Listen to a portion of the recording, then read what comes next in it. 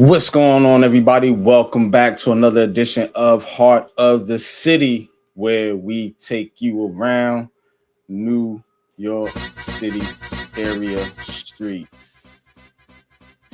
And there's a lot to get into. There's a lot to get into today. Of course, you got the basketball. You know, they had the All-Star game or whatever. You got NFL rumors. You know, as we approach the combine, you got baseball drumming up, spring training. Got some hockey news, and of course, we got Coach's Corner, and we got Coach's segment, man. For all you dudes that be having the munchies like myself. But yeah, it's a sweet one. But anyway, Coach, before we get started, man, how you doing tonight? Yeah, I'm good, man. Definitely good. You know, just taking it one day at a time. That's all you can do. Facts, man. One day at a time, man. We gonna get into this thing, man. We gonna fire it up. Got Big Pat on the controls. As usual, man, shout out to the producer. Shout out to the chat. I see you, Mets. I see you, Danielberry Sports. Always supporting. Appreciate y'all, man. From the bottom, you know what it is. Let's fire this thing up, man. It's Heart of the City, man. Ready to talk some New York sports, man. Let's get into these raggedy-ass teams, man. Hit it, bro.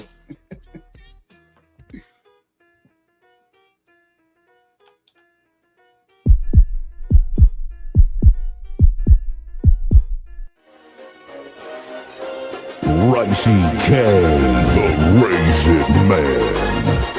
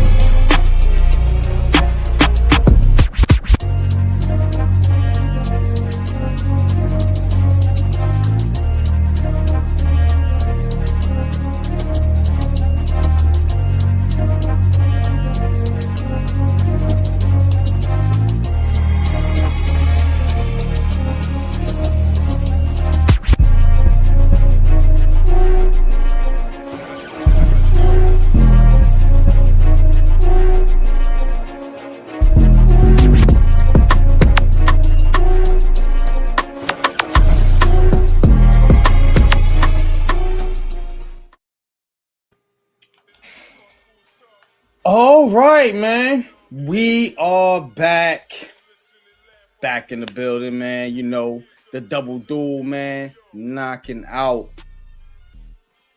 the city streets, man. You know what it is, man. But Coach, there is some things going on in the streets out here in New York. And football news, basketball news, you name it. But the one thing is players possibly moving on, you know, possibly leaving via whether it's free agency, trading. You know, we're going to get into it with the hockey teams, you know, basketball, football, of course. And I be thinking about this, man. Like, I try to take this thing from an overall perspective. Like, why don't people stick anymore in New York? You know, and that's one of the things I'm going to be kind of going with during this show here a little bit. We got a problem keeping people. You know, we got a big turnover problem over here in New York. Like, you know what I'm saying? So And I mean, I want to see it change. With that being said, appreciate y'all tapping in. I see y'all in the chat. What's good? Shout out to AK. What's good with you, man? Appreciate you tapping in, bro. Neymar, appreciate you tapping in. Jeremy, yeah, we're going to get into the Knicks. We're going to get into the Knicks for sure. Stay tuned. Stay tuned. Leaf Diggy, what's good, man? Salute, man. Appreciate you, bro. I'm going to bring you up when we talk about the Nets if you're still in the chat. And same with you, Mets. But Mosley, what's good with you, man? Appreciate you tapping in, man. Thanks for your support, as always. Giants salute, man. And I think I want to start with the Giants. Look, the All-Star game, whatever y'all think about that All-Star game, we're going to talk about that in the later portion of the show. But wasn't a lot going on there. So let's get into the football. We got the combine coming up next week. The draft will be in a couple of months. We'll be getting through pro days. We be getting some free agency news.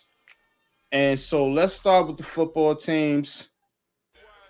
We got Coach in the building. We got Big Pat in the building. Let's get into some football, man. Let's start off with these New York Giants. New York Mets. New York Giants. What the hell was that?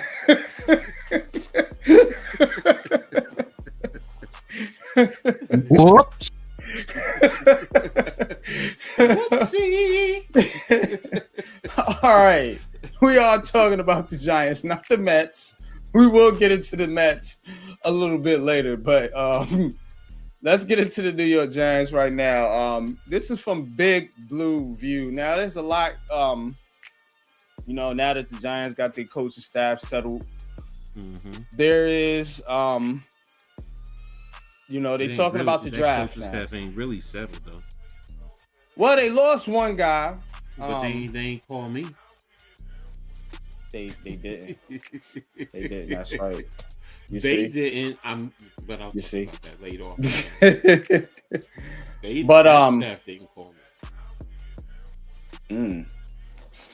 Now, coaching staff mostly said it. Aside from what we're gonna talk about later, but I do think that now is the time to turn their attention to the draft. They didn't go to the Senior Bowl. Neither did I, so I can't fault them for that. I ain't sure either. But they didn't go to the Senior Bowl, and they were working out the coaching staff. So now we're gonna turn our attention to the draft. So here from Big Blue View, Nick Filato reporting. New York Giants NFL Draft 2026 at number 5, John Harbaugh wants a gold jacket player. Here we go with that word again. You see, I be telling y'all about media narratives. You know what I'm saying? I be telling y'all about that. Who else talked about a this gold jacket player? Now, say what you want about the pick. Whatever. Not going to get into that. Gold jacket player. Here we go again. John Harbaugh wants a gold jacket player with the 5th pick in the draft. Here are 4 who might fit that description. Y'all want to get into this? Let's get into it. All right. So, the first one, the obvious one that most everybody's talking about is Caleb Downs. And y'all can go read this report from Nick Filato. I'm not going to read all this, but we just going to talk about the players because we do our own evaluations over here. So, Caleb Downs, Ohio State safety. Now, Caleb Downs is nasty. I ain't going to front. Like, he's a do-it-all safety, much in the mode of someone that John Harbaugh drafted in Baltimore, namely Cal Hamilton, who I was high on coming out in that draft as well, who everybody said not take safety high in that draft. And look how it turned out for Baltimore. Anyway, Caleb Downs, safety, Ohio State.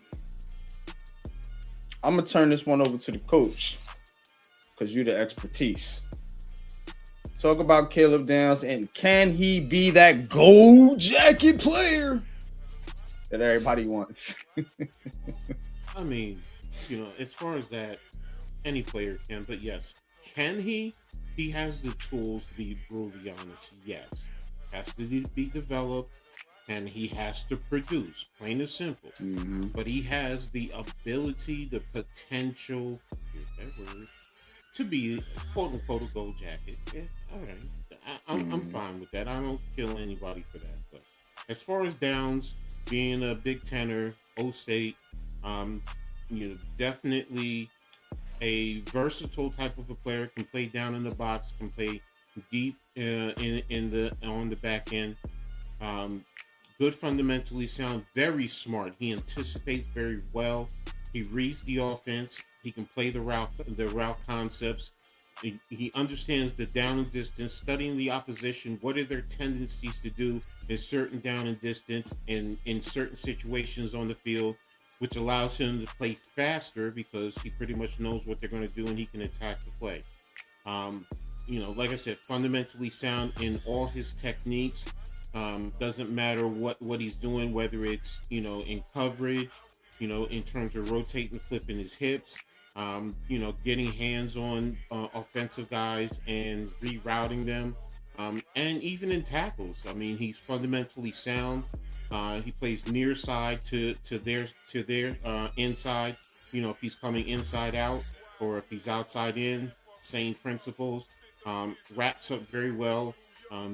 He doesn't always get left grabbing air. So, when he tackles, he's not just hitting you. He's wrapping and bringing the ball carrier down to the ground, which is, what is needed. It's definitely needed. So, like I said, he can play down in the box as a box safety, but he can play single high. He can play 2 deep. Can play man. So he has all the tools. Yeah, I think he does too. But they do got Holland, who I hate as a player, not as a person, but and they do got Newman. I mean, I'm a little lukewarm on that one, but willing to give it another shot. But so I think safety is definitely a need, in my opinion, despite, them giving Holland a contract, whatever, and spending a second round pick on Newman. Still think you can upgrade in that area. Let's see what else they say here. I want to run through this so we're not too long-winded here. Okay, this is an interesting one right here. Ruben Bain Jr., edge out of Miami. Now, you got Thibodeau, you got Burns, you got Carter. Ruben Bain Jr., edge. Talk to me about the fit here. Because I mentioned Thibodeau, Burns, Carter. Far as I know, is he just strictly on the outside, or can he kind of move around like Arvell Reese, who kind of gave it away, but who we're going to talk about here next? Talk to me about Ruben Bain Jr., Coach. In certain pass rushing situations, you can move him inside. Now, first of all, he's bigger than all the ends we have because he's about 275, 280. So he's a pretty big dude. So has good moves, quick, plays with good hand and leverage. You can move him inside in certain pass rushing situations. If you need him in a run situation, I think he can do well. I wouldn't want him there on a consistent basis. But yes, he can hold his own and do well there. But like I said, he's bigger. So he can hold in the run game. much better than Thibodeau is good in the run game. You know, he holds that he doesn't always get washed. You know, but I think Baines would be a better fit in the run game there. And you know, if you watch the national champion or you watch the college football playoffs, you've seen what he can do. You know, you've seen how lightning quick and his counter moves that he brings to the table. He can play with speed. He can play with power. He can play left side, right side. You know, he can play a little bit inside. They actually put him in I forgot the other end that they had. They put them both on the same side at times, and that allows him to go one on one with the guard, and he can beat the guards. You know, in those situations. So he's definitely an intriguing one.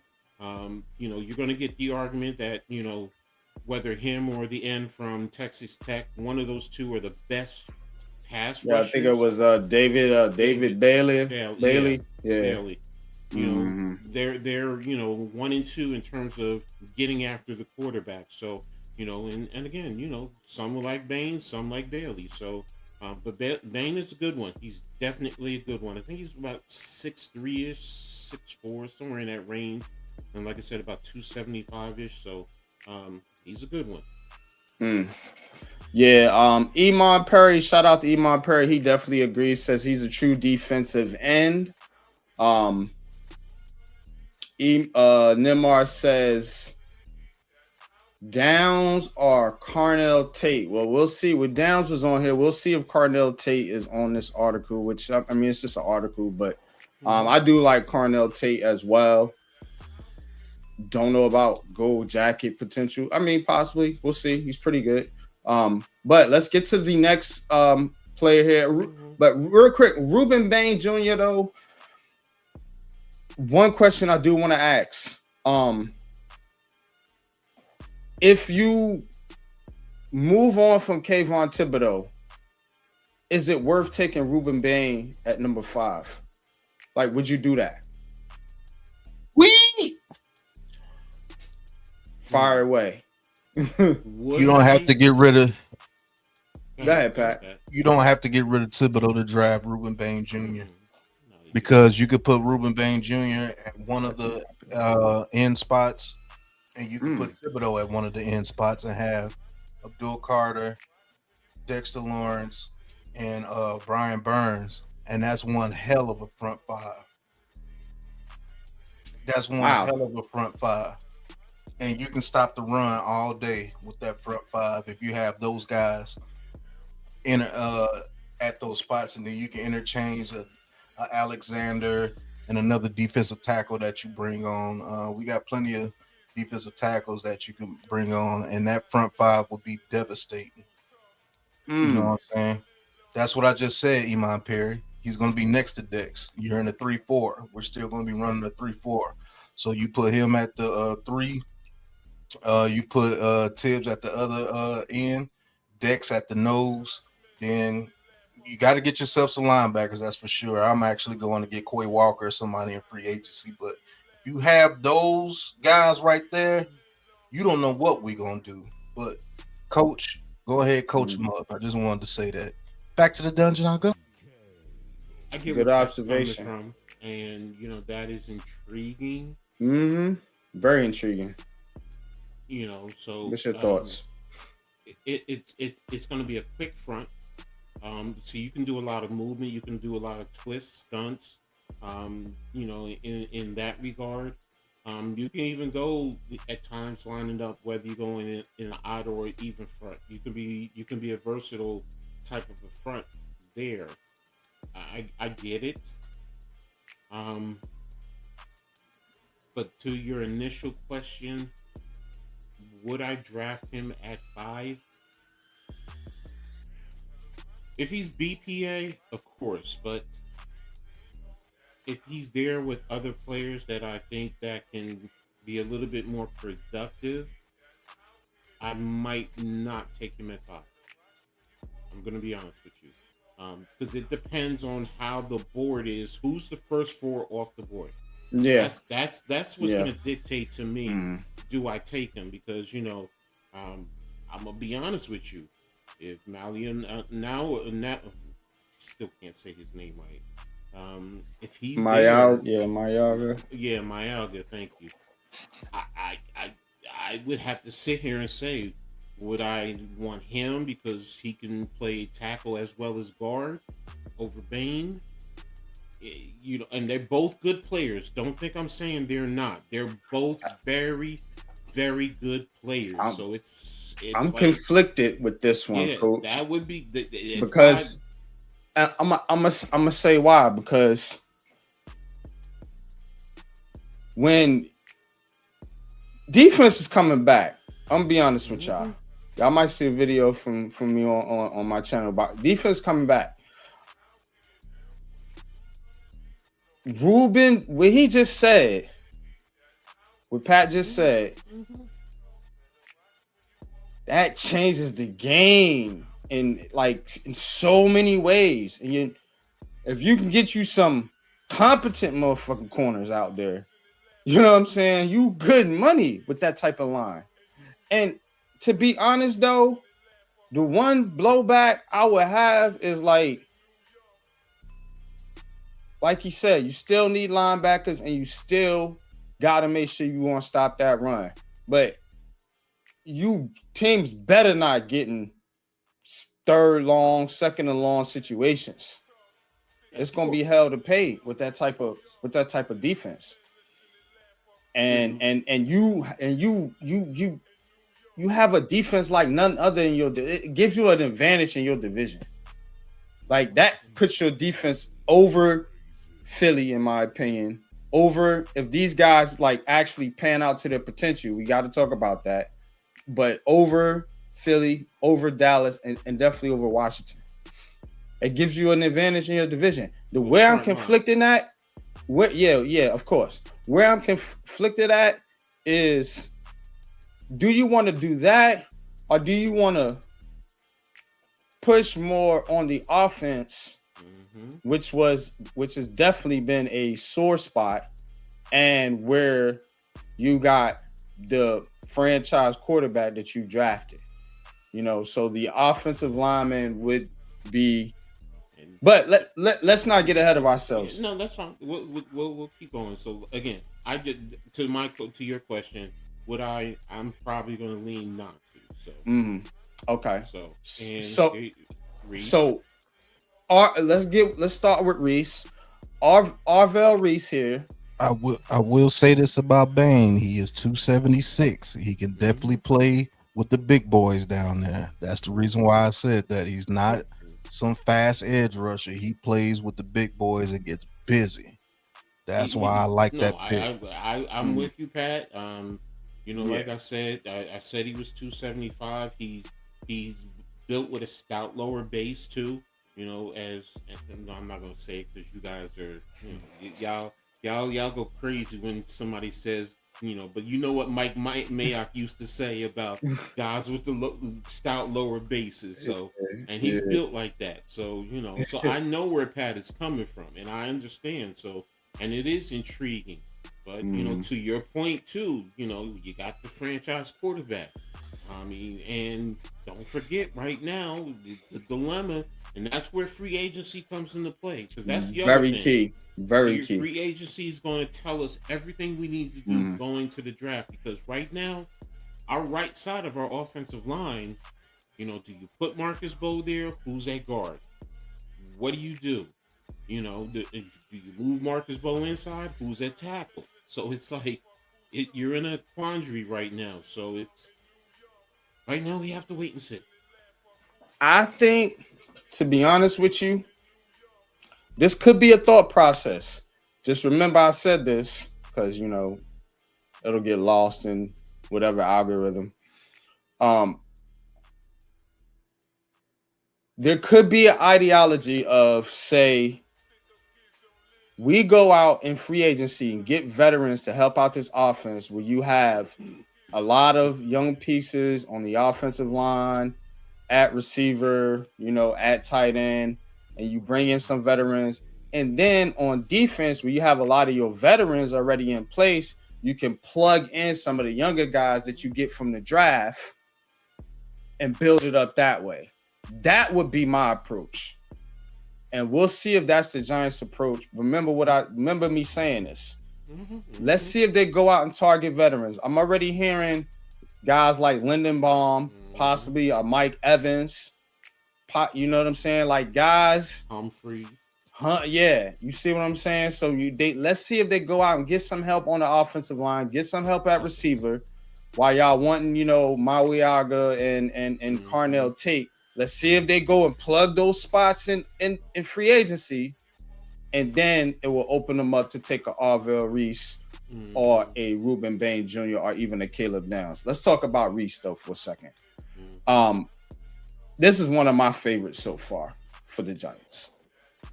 And it's just time. Like your linebacker play in the inside has been suspect for freaking years, and you keep trying to plug it with free agents. It's going back fucking since Antonio Pierce, but I mean he was good. You got some hits there. Don't get it twisted. But you always going through free agency to plug up that spot. And it's just time. And this is the guy. Now, he might not make it to 5. Good chance he won't. But for whatever reason, if he does, if he get caught smoking a joint on camera or some shit like that, and they just do his stock drops, you know what I'm saying? Immediately run to the podium and draft Arvell Reese, man. Like, this is what you need here. All the great defenses have game changers at linebacker. This guy's a game changer. I'm going to let the coach tell you how, though. Go ahead, coach. I'm even more conflicted with him. He's good. And trust me, for those of you who don't know, I'm Big Ten through and through. So trust me when I say I've watched Old State, being a Rutgers Scarlet Knight fan, trust and believe I've watched them. So I know what these players bring to the table. You can make the argument that he's better with his hand in the dirt, even though he can play off ball. And I think he's almost a carbon copy of Carter, except I think he is better in pass coverage than Carter is. So, he will survive as an off ball a little bit better than Carter will. But appreciate you, they're Charles. kind of the Appreciate same that. because you can put him at the edge and he can come off the edge and he can cause havoc. He definitely can. He can handle being off ball. He can take on the offensive lineman. He can beat him with power. He can beat him with speed.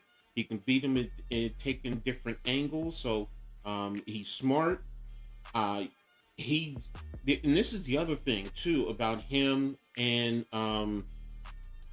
Downs. They've already been coached in terms of NFL defensive because Patricia is their DC and he is the elite, and he's given them the tools to be able to handle playing in any type of defense. Whether Patricia it's an even, Patriots, yes, whether they're in an even or an odd front, whatever it is, they can fit in. So he has that versatility. So and he has he has that nastiness. So it's like if we didn't have Carter, I would say we can grab him up real quick. So it's like, yes, I get it. And I know where you're coming from. If he's there at 5, you run up and give the slip right away. You don't even wait the full time frame. You literally, go up there and do it. So I understand, and it's helping solidify your defense. I get it, and I can't poo-poo that. I can't, But in the one thing that I was saying is he a Carter with better pass coverage? Because if that's the case, and then it goes into, but then again, you can never have enough people. I was going to say, what if he is? It's great. No, you got two of them. But you can never have enough guys getting after the quarterback, whether it's Burns, him, Carter, and Thibodeau. Because when we were winning Super Bowls, the thing that was out there, get them 3rd and long, and put all your edge guys on that whole defensive line and let them go eat. So I get it. And you were talking about Gold Jacket. Yeah, he definitely has those tools to be a gold jacket player. I agree. All right, last one here. We going to the trenches, man. Coach's favorite, man. Sexy fatties. Francisco Mariaga. Tackle from Miami. This would be my second favorite pick. Can't get Reese if he's on the board. I'm taking him because, again, it's that line just has to it has to get better. You know what I'm saying? For you to truly compete on offense in your division. Now, you know, they battle on defense. They've been battling on defense. You know what I mean? But to compete on offense in your division, that line's got to get better. You can't see John Michael Smiths and the Runyons and Rand Rottens and the Vans, and that's what they like, Vans. You know what I'm saying? Just getting ran over. You know what I'm saying? So it's just and I watched this kid's tape, like, you know, it's legit, man. Like, and you can make that decision whether you want him at tackle or Marcus Bowe. I don't care. Just get him out there and run the fucking football. That's what I'm trying to see. But talk about the sexy fatty, coach. Come closer. Come closer. Let me tell you something. This is him for me. This is him. All right. I'm telling you, you want breakfast? You get you your side, whatever, you know, if you beef sausage, whatever, sausage, bacon. He's gonna get you pancakes, and you get your butter, your syrup, your powdered sugar. He's nasty with it in the run game. Yeah. You know, now, there's only two guys who I figure on as far as linemen that are nasty. It's him and the kid from Penn State. They are nasty. And when you go down, they're trying to bring their weight on top of you while you're going down. Yeah. So you can and they want to, and here's the thing, having played offensive line, we love when we go down, when a player is falling to the ground and we're falling on top of them, and you hear that, and you're like, yes, and see, he's it, and you can put now he's good at tackle, you know, he has to work on. I want him at guard, bro. I'm already seeing that. To my point. Yeah, you can move him inside. I want him at guard, and I want Bowe at tackle. Move people. See, that's the thing that, and shout out to David Pollock. If you don't know, you guys, him and Greg Malcolm were talking about offensive linemen and the problems today, and they were basically saying that offensive line play is soft today in college, but a guy like this is not soft. He's nasty. He's going to move you, and he's going to, when he's getting up, he's going to step over you. That's one of the, that's an ultimate insult when an offensive lineman does that. They know they whooped your ass, and they're gonna step all over you, and they're gonna put their chest out and walk back to the huddle. And in the huddle, you're gonna say to his other lineman, "Yeah, I put him on his ass. He's gonna bitch up and he's gonna quit soon. Trust me. You know, he's that dude. He's the one that I'm like, I'll put him at guard. If you want Bowe, or if you do sign the Luminor, him and the Luminor over there. Yeah. Look, I'm telling you right now. What's up, Giant Topic, man? I'm telling you right now. What's good? Appreciate you tapping in. Now here's the other thing. At guard, he's going to give Jackson Dart all the angles, keep him clean, keep his face clean, so he can sit back there and do his thing. And when he gets his hands on you, more than anything, you are done. Son, you are done. That's what I'm talking about, bro. That's what I'm talking about, bro. Like Yeah, Lee, stepping. Oh, no, you, not but stepping you, on, stepping over. but what you need is attitude on that offensive line, man. We got too much finesse, too many, dancing bears, and man. I like, man. I want dudes gonna knock you out. You know what I'm saying? Like, yo, that's what get him and Linderbaum. Him and Linderbaum. Yeah, bro. That's what I'm saying. Get nasty. Get physical with your division. Go ahead, Pat. Hey, you got it, bro. With Francis I can't say that last name. Moagua. Yeah. You move him to guard. Thank you. And I will say this, going into next season, if you do bring back Illuminor and put him at guard and maybe, try to get another road grading guard like a Wyatt Teller or somebody, we won't have a finesse line anymore. Exactly. So we're gonna have an offensive line where you're gonna have to run the ball. True and true out, because I'm not saying that we wouldn't be able to pass block well with those guys. I still think we'll be able to pass block well, especially if you get a Linderbaum. So if you had a line of Andrew Thomas, maybe Wyatt Teller, Linderbaum, this kid here, Francis, and Illuminor. It's like that, yeah. And Illuminor, that's like with Cam Scatterbo running behind it. It's gonna be a problem. And then he's probably gonna sign Ricard too, the fullback from the Ravens. So that's another big guy. Yeah, we're gonna be running the ball. So you just got to decide, is that going to be conducive to Jackson Dart's talent? Because we're going to be a running team. Giant topic. Yeah, even if they do sign Jermaine Illuminor, I'm still going to get Francisco Mayaga. Just to finish my point, real quick. I'll go back to the dungeon. Yeah, we'll be a road graded line. So does that help Jackson Dart as far as the people that want to see this high flying quarterback? I think that brings Jackson Dart's, not his playmaking ability, but that stuff that he's been doing this past season. I don't think he will have to do that very much. It will be quote unquote boring on offense because we'll be running the ball. I think a lot if they get somebody like this kid and sign Linderbaum. I'm telling you, we're going to be running the ball a lot because he's a guard.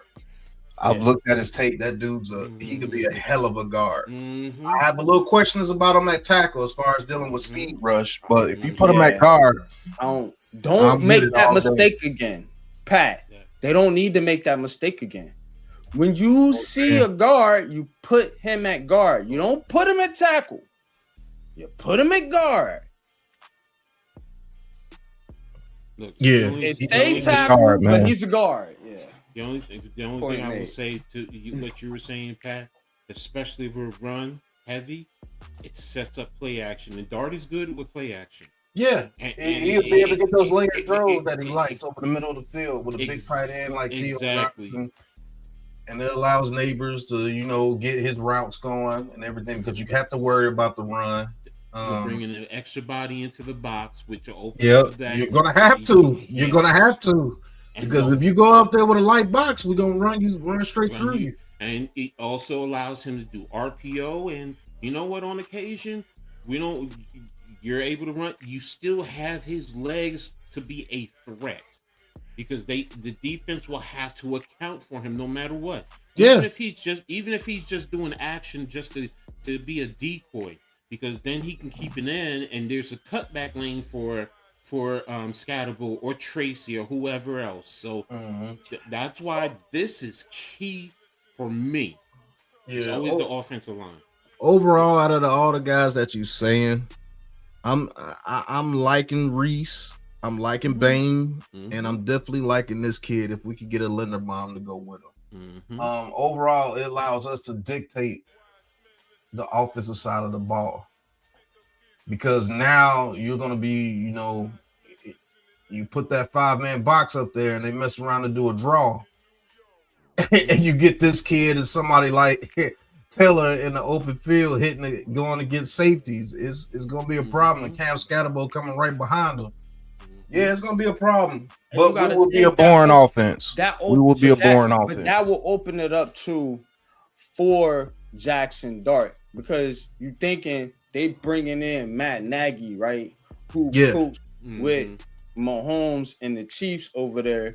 You know what I'm saying? With the style that they play, you thinking now if you have this type of offensive line and Jackson Dart actually has time, he can make some of those wild plays that you drafted him to make.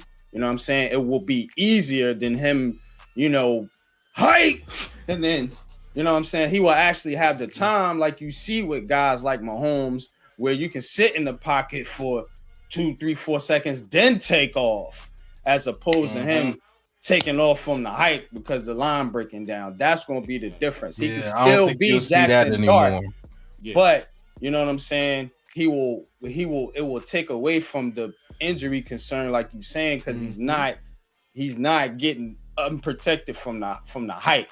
You know what I'm saying? That line can protect him, and he can make some of those wild plays, just getting, in case your receivers is down or you just don't have a good receiving core or whatever. Yeah. Last thing on this, and I'm gonna let the show go on.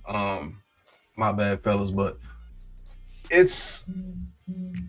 you'll see a quarterback in Jackson Dart that probably averaged around 3,500 to 3,700 yards at best with an offensive line like this, because you're gonna run the ball a lot, bro. And fans are gonna have to get ready, because you're not gonna see that high-flying offense that you think that you should have with Jackson Dart. You're gonna have a running offense, and they're gonna run that ball, and we're gonna catch you off guard, what Coach said, with play actions and RPOs. But that will bring down the injury concern with Jackson Dart, because you won't have to do it. He won't have to run out there and run through 4 or 5 people all the time to try to get something done. He'll be able to rely on his offensive line and that run game.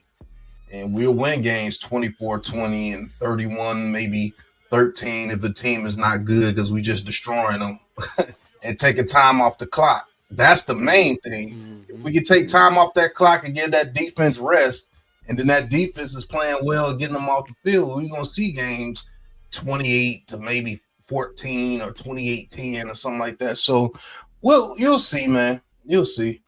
But Francis Mayaga, that might be my first choice if they get Linderbaum. Real talk. I think so too. And you can stay up if you want to, because we're gonna continue this conversation, but I'm gonna do it with the New York Jets.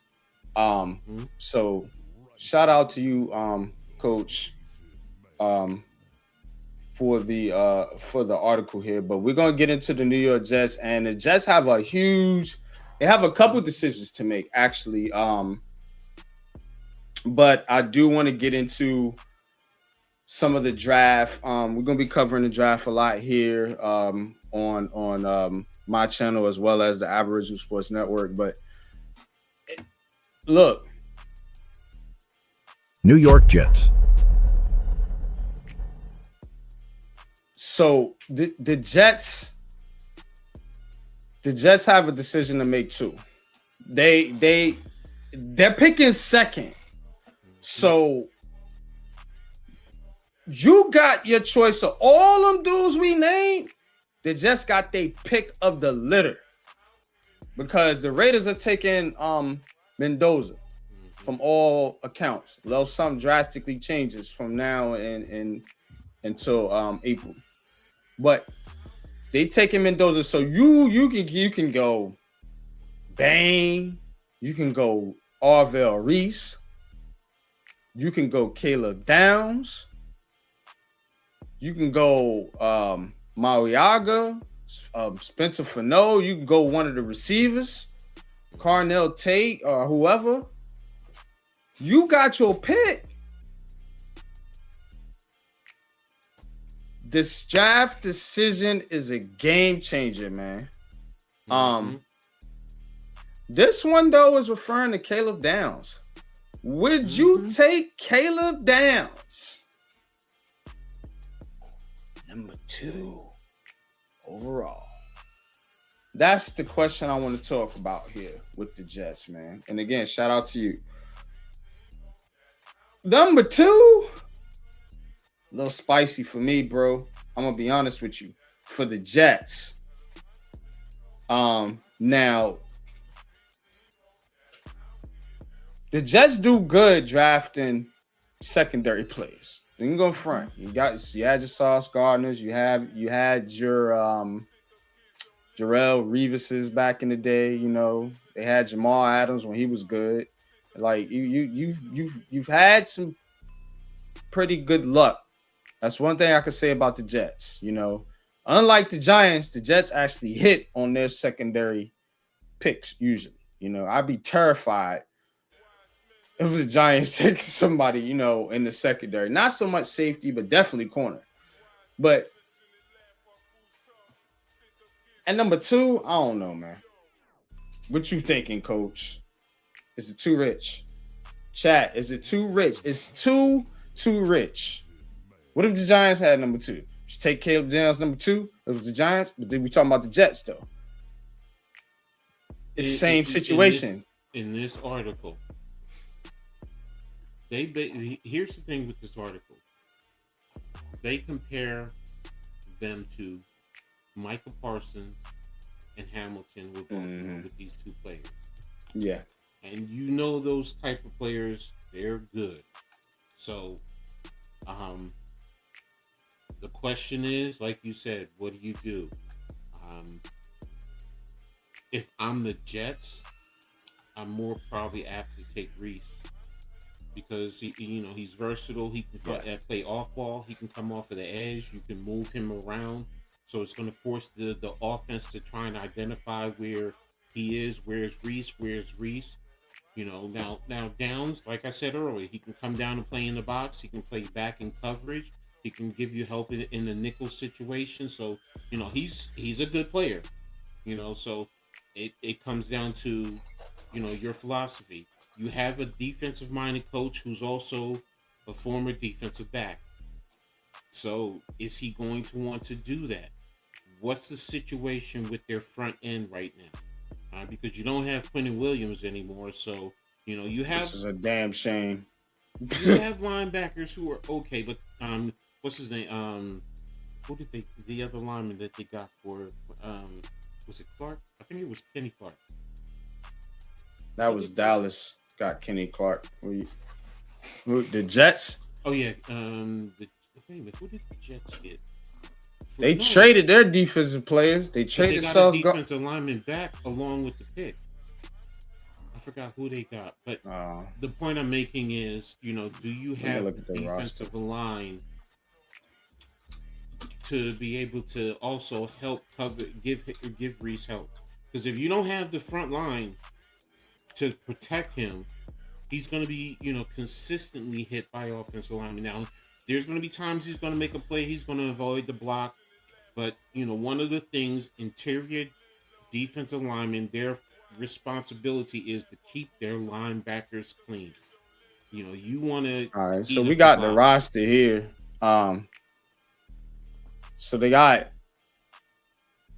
Phillips, okay. Yeah, it ain't get anybody back. I didn't think they got anybody back from Dallas. But yeah, that's what they got. They got Quincy Williams. They still got Jermaine Johnson. McDonald. The edges, I know they're good. That's why I said the inside. The inside, if you're getting Reese, you know, do you play him as an outside backer? You know, are you going to put him inside? You know, and put two backers in the box. Well, remember they got another first round pick too. Yeah, I know that. So the debate there is, you know, are they going to take quarterback at 16 or no? 9? Well, it depends, because it depends on Ty Simpson. I'm going to be honest with you. Ty Simpson, one of the things that we heard was, look, the argument had always been at the beginning of the year he was a top quarterback and he was playing like it, but supposedly he got hurt. That's been the issue. So if during the combines and his pro days he shows that he's one of those top quarterbacks, look, I'm gonna be honest with you. I'm for the Jets taking a quarterback, but Is it worth that second first round pick? Can you get it in the Can you get it in the second round? No, hold a minute. Because remember, we got Jackson Dart at what, 24? So the point I'm making is if he shows that he's worth it, then yes, you take him. Now, if you're saying that and your evaluations say he's a second round, late first, second rounder, then yeah, you're right. Don't take him at 16. I'm not saying definitely take him. I'm just saying what I've heard, and I've talked to.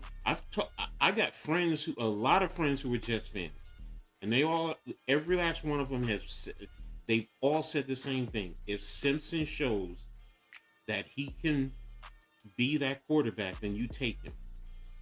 You take him. And I have older guys who are my age who, made the joke, well, the Jets do well with quarterbacks from Alabama. Do they? I'm just saying. Joe Namath? Man, how many freaking years ago was that? We still talking about that? You're missing what I'm saying.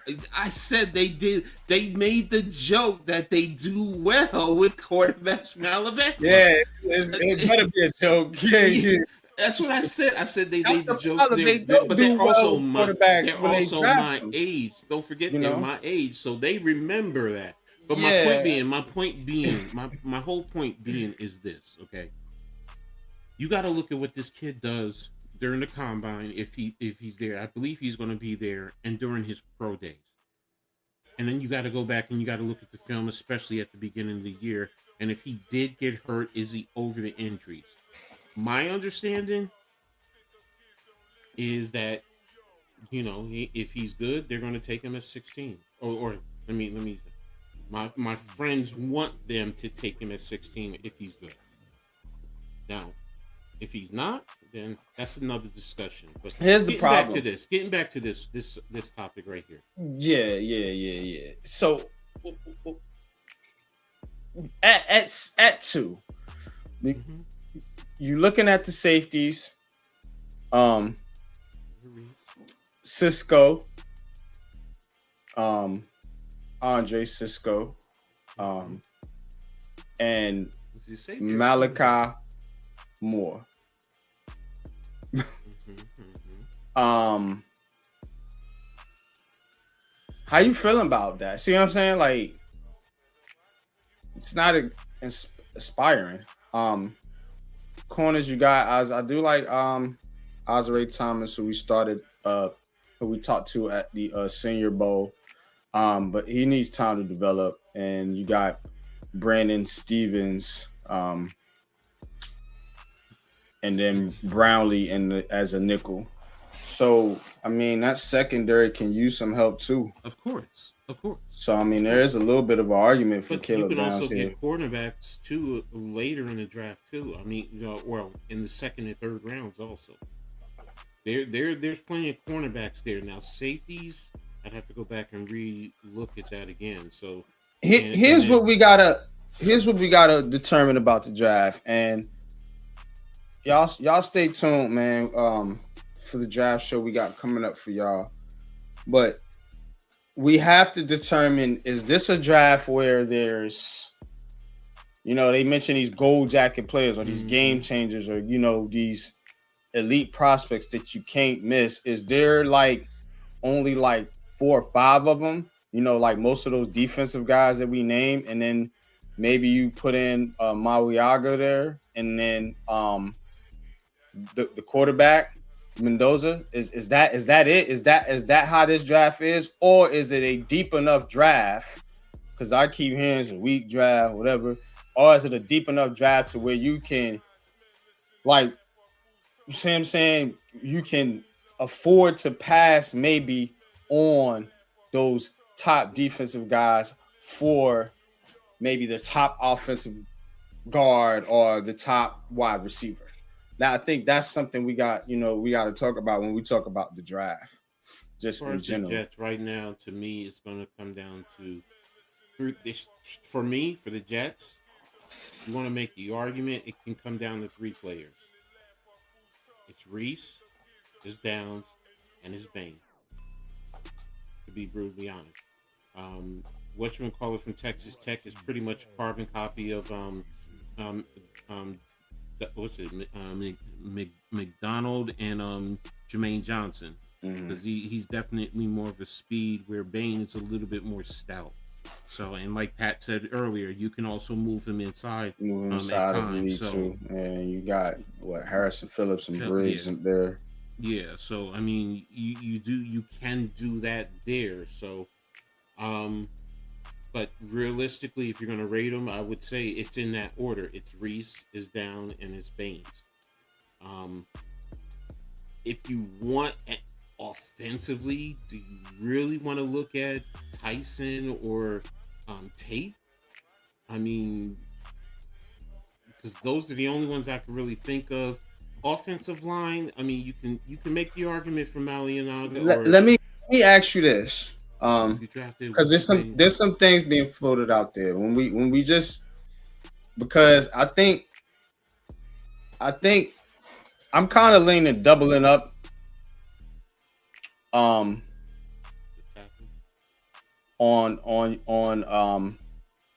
the defensive side of the ball here with the Jets in the first round, because you and it a lot depends on the Breece Hall situation, because if you can't sign Breece Hall and you're not feeling good about your running game, the quarterback situation is key though. So here's my question: can the Jets figure out a good enough of a bridge? Because let's be honest, Aaron Glenn, being who he is, looking how he looked, is probably on the hot seat, believe it or not, and with the Jets. And this is New York, so short leash, period, whether you Jets or Giants. Shorter with the Giants, but still short with the Jets too. Does he have enough of a grace period to where he can afford to try the rookie quarterback out there, or do they have to figure out a solution? You know, so screwed right now. It's not a good pool. I mean, we talking Daniel Jones probably going back to the Colts, Malik Willis, who I personally, am high on, but I damn, that's tough for him to go to the Jets. I do see the fit though. But damn, it's the Jets, you're gonna need that running game. But I think at this point in his career, he's learned enough to where he can run your offense. So I mean, that at least gets you baseline, you know what I'm saying? If you put something around him and you know what I'm saying, protect them. But you can't do like Tennessee did and do their quarterbacks, just want to go out there and make miracles. You got to put some pieces around him. And that being said, a lot is going to cater on if you bring in back Breece Hall and you're going with this 1-2 punch at running back. And Breece Hall also gives you a weapon coming out of the backfield as well, that you're going to need, especially in your division with the Patriots getting hot now, and you still got Buffalo, and we'll see what Miami's in. They falling apart on what they doing over there. Speaking of Miami, the Tua thing's been floated out there. You can't put Tua in New York. That's a fucking disaster. Nor can you put Kyler Murray in New York. That will be a disaster. So I think those two are off the table, in my opinion. But it's being floated out there. So is there a good enough solution at quarterback to where you can feel comfortable? I take it a quarterback again this year because Aaron Glenn is under pressure to win some games. That's gonna be my final one question here for the Jets. Let me just answer Lee's question. Yeah, plural. I meant that plurally because you also have Richard Todd, who, while he wasn't elite, he was still a serviceable, and he was good enough for the Jets, and he was from Alabama also. So that's why I said what I said. So, with quarterbacks Yeah, that's what I was Alabama. like. I'm like, Yeah, so Joe Namath, just Richard Todd. quarterbacks. Yeah, so Think. but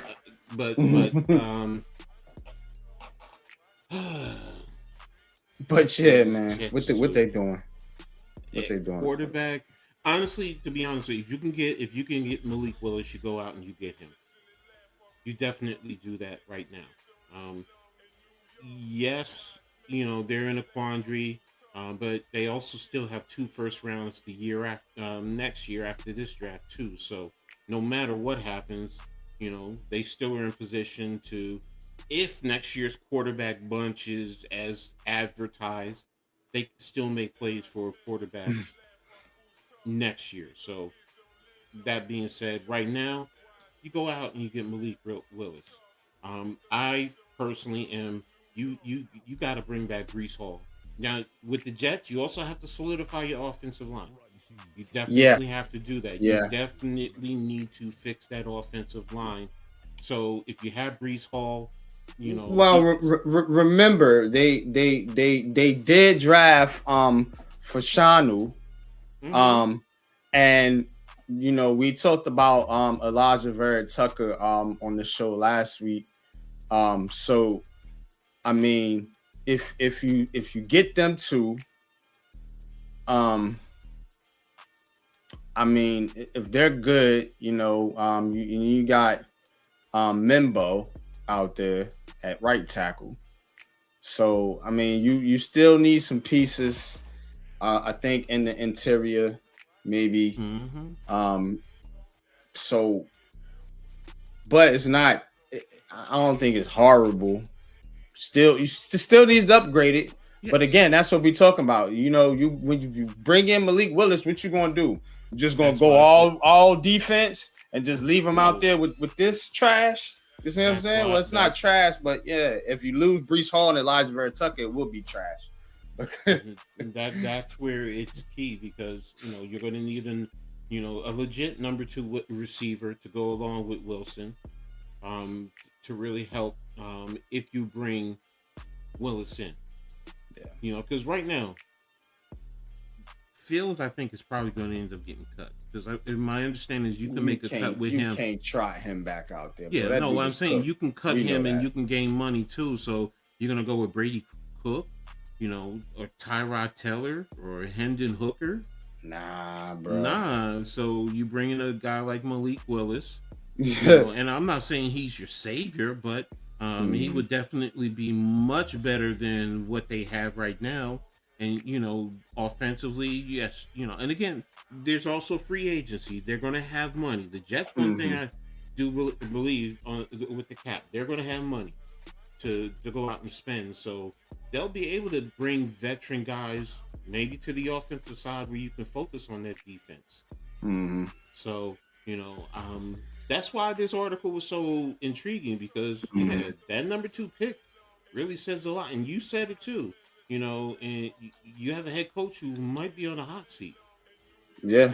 So, but if he can go out there and, number one, show that this team improved and they're competing, and you see that it's trending in the right direction, then yeah, he'll be able to stay. But if it's continuing like it was this past year, then and who knows? We can't say man, definitely, I would hope he doesn't go to the Jets and his career gets ruined. That's why it's so tenuous here with this situation, because in one sense, I want to see Malik Willis get a shot, and I want to see the Jets, improve. I'm not a hater of the New York Jets. You know what I'm saying? They're just like a little brother to me. You know what I'm saying? But the one thing that's good for any quarterback, though, is good defense and a good run game. And that is the key, like we talking about. If you bring in Hall and Vera Tucker back healthy, you think your running game should improve, and still have Allen too, and you got Allen, and the Jets wasn't bad at that bad at running the ball, man. It was the quarterback play was just awful. Exactly. But and if you put them pieces on defense, them 2 first rounders, if you're going to use them on defense, which I'm starting to lean towards because it's Todd Simpson. It can't Aaron Glenn afford to roll with Todd Simpson? I don't think he can, bro. That's fair. That's fair. That's fair. That's kind of unfair to that dude, bro. It's like, all right, you want me to try the rookie out there? Last year you gave me Justin Fields. Now you're gonna give me a rookie, and you're gonna put me on a hot seat. Like, come on, bro. But with a rookie though, don't forget. Like, at least give me a veteran. Look, I get you with a veteran, but even with a rookie, I just said, what's the best thing for a quarterback?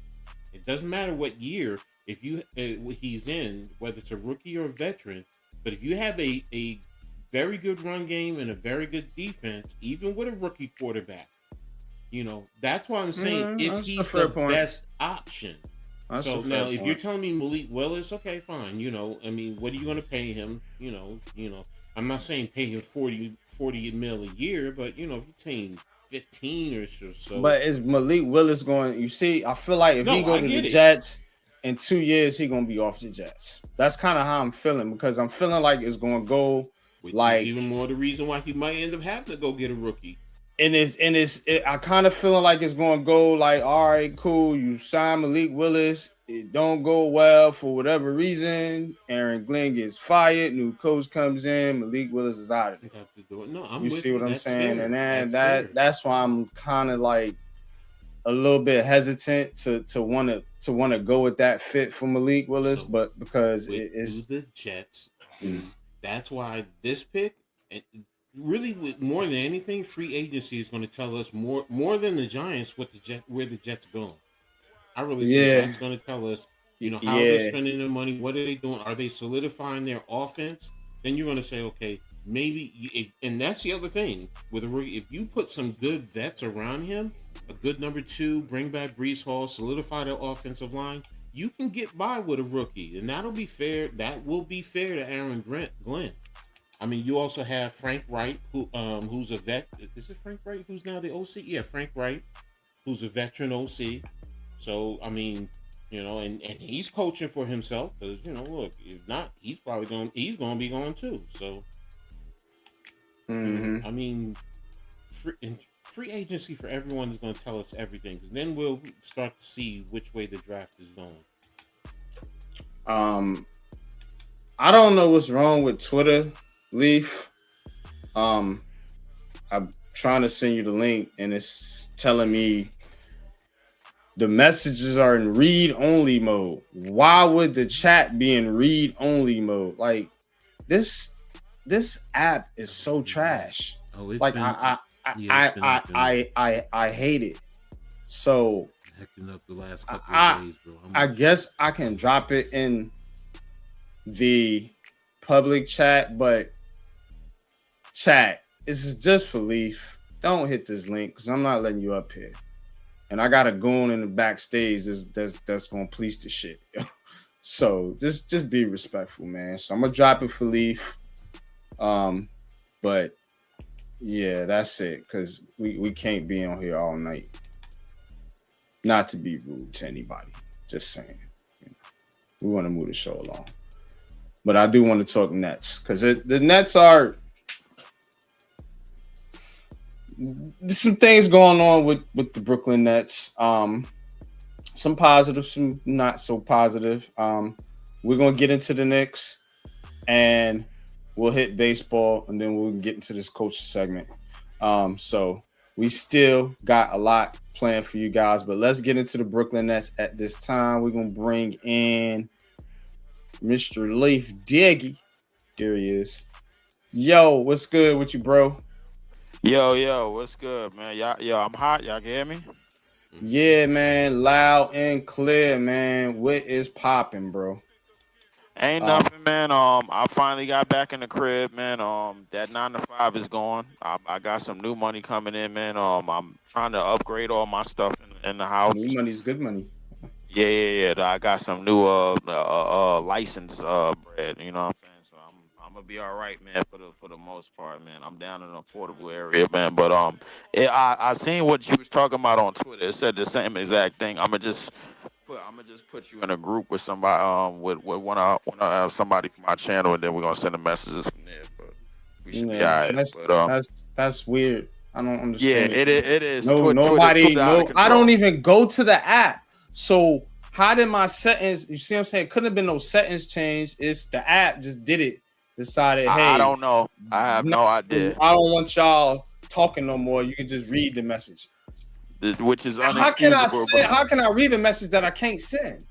Which is crazy because you sent me the fire ass goddamn thumbnails, by the way, which I appreciated. Yeah, man. I sent those, and then it just blocked me out of it. I guess it said, "All right, you doing too much here." I don't know what had happened, man. Cut that shit out, NYG. The thumbnails must have shut down everything, man. Yeah, bro. I don't understand what's going on.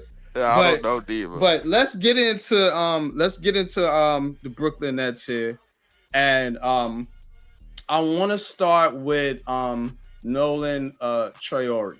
Now, I've been paying closer attention to this kid as of late. I watched the piece on him, and I also watched some film. You know, I do basketball and independent film review on my own time, and I'm gonna be honest with you.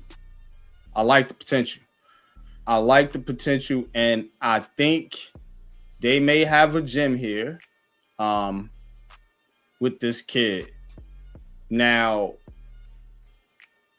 you know, people pissed off about Cam Thomas going over there to the Bucks, lighting it up. So there's that aspect of things.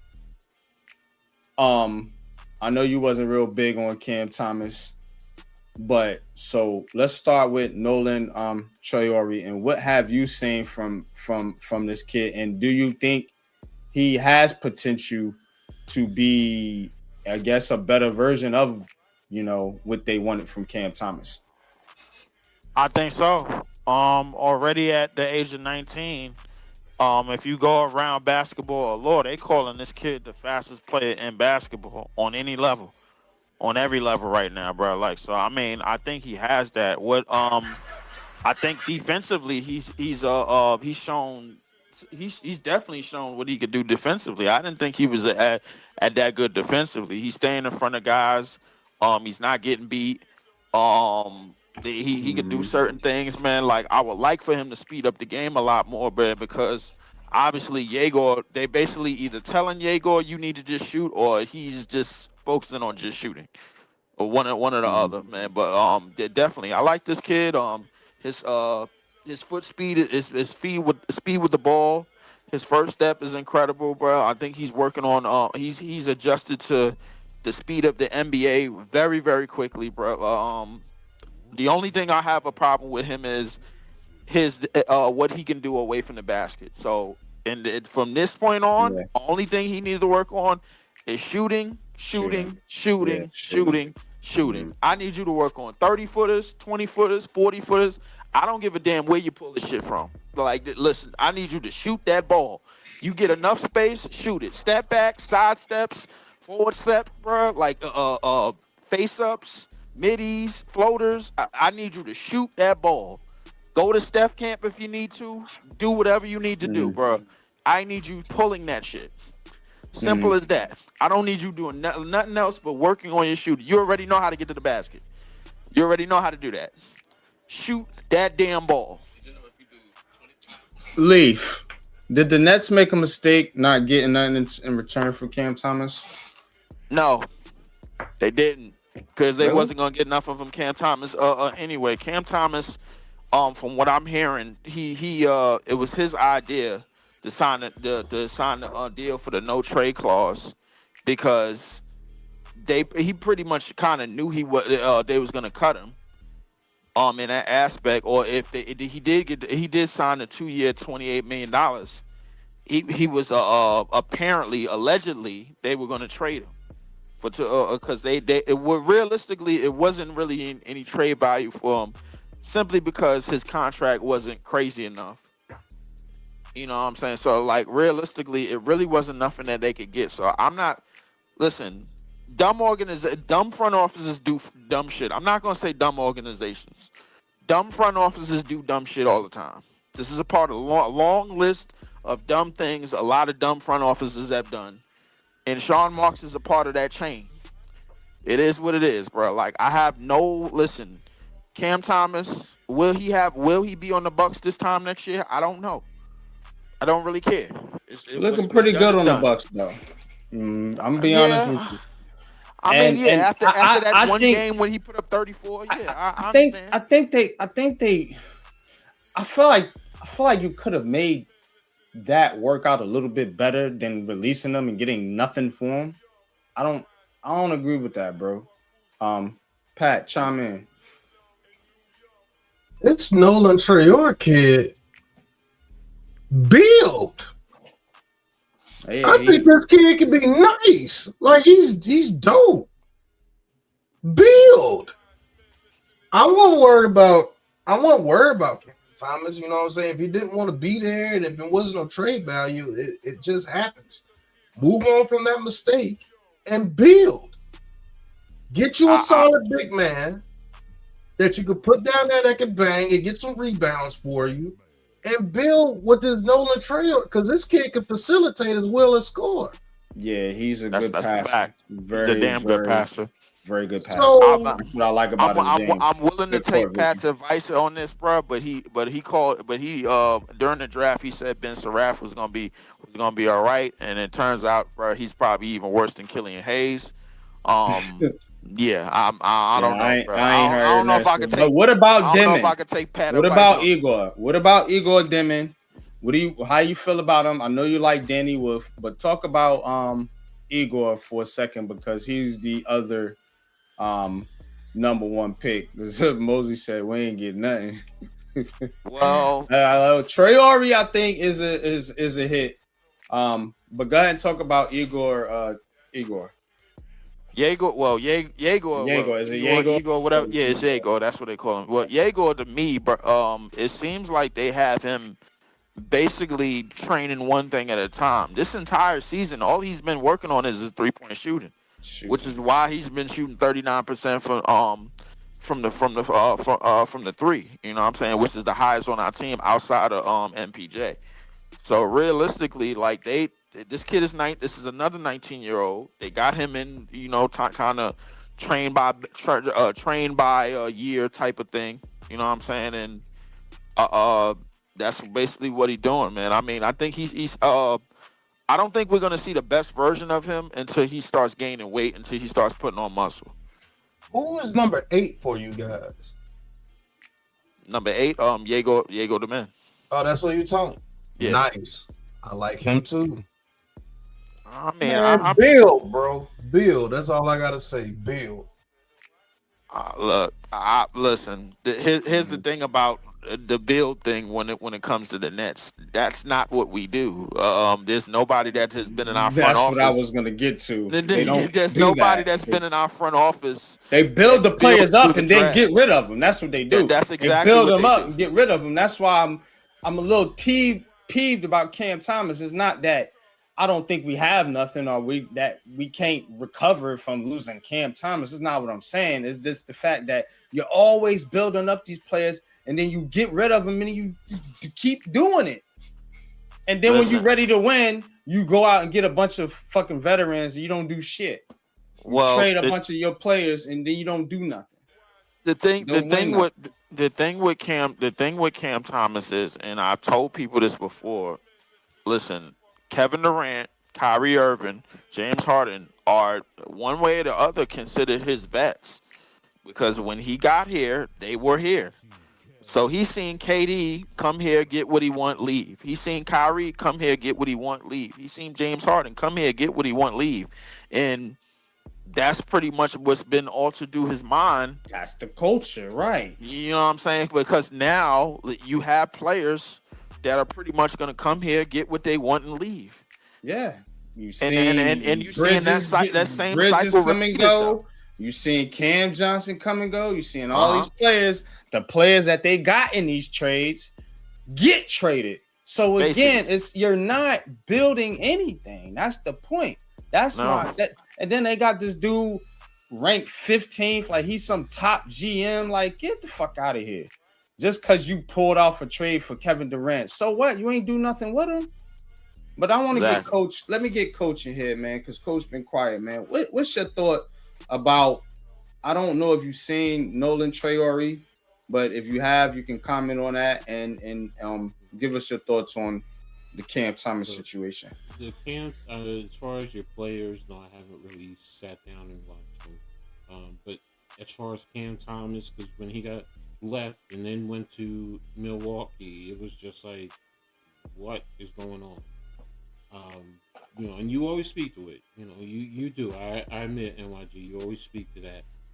Where players come in and then, just like you said, they're out the door, and you're not building or you're not developing something that's sustainable for the long term. So that's what has me confused with the Nets, because it's like, okay, well, you do have talent from time to time. So, and there were times where you were showing that you were competing at the highest of levels. So what's going on? Because not to be funny, but yeah, when I think basketball, I do think of New York City. I do think of the Knicks, the Nets, and the Liberty. I really do. And I think of the college teams and some of the high school teams. I do think of that. And the playground, and it's like, what's going on? And then, like I said, I see him go there in 34. It's like, and I'm saying to myself, if I'm Giannis, I'm like, okay, if we can really continue with this kid, you might have just got the key to keep Giannis. To be honest, so it's like, and gave it away. Always said he can score. And then what's funny? They're actually trying to get Giannis. They don't have the keys to keep Giannis. I can tell you for a fact, bro. But that's never mind that.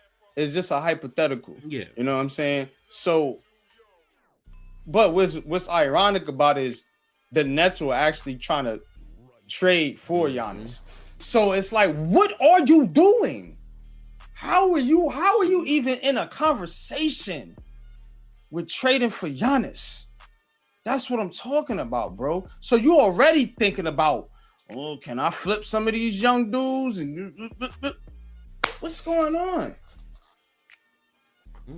I can answer that question, bro. The reason being is because of economics. For those of the people that don't know, Giannis bought a building in Sunset Park area in Brooklyn, New York, for $48 million, bro, to basically put his family in for $4.8 million. Excuse me, not $48 million. $4.8 million basically. And he plans on being in New York in some type of setting. Yeah, with the Knicks.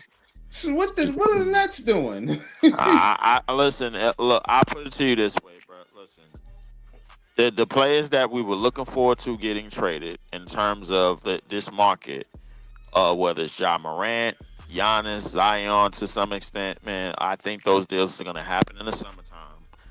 And I think that the Bucks is not leaving. They're not letting Giannis go without getting a whole bunch of bang for their buck. We just saw Triple J get traded to a rectangular state in Utah for 3 firsts.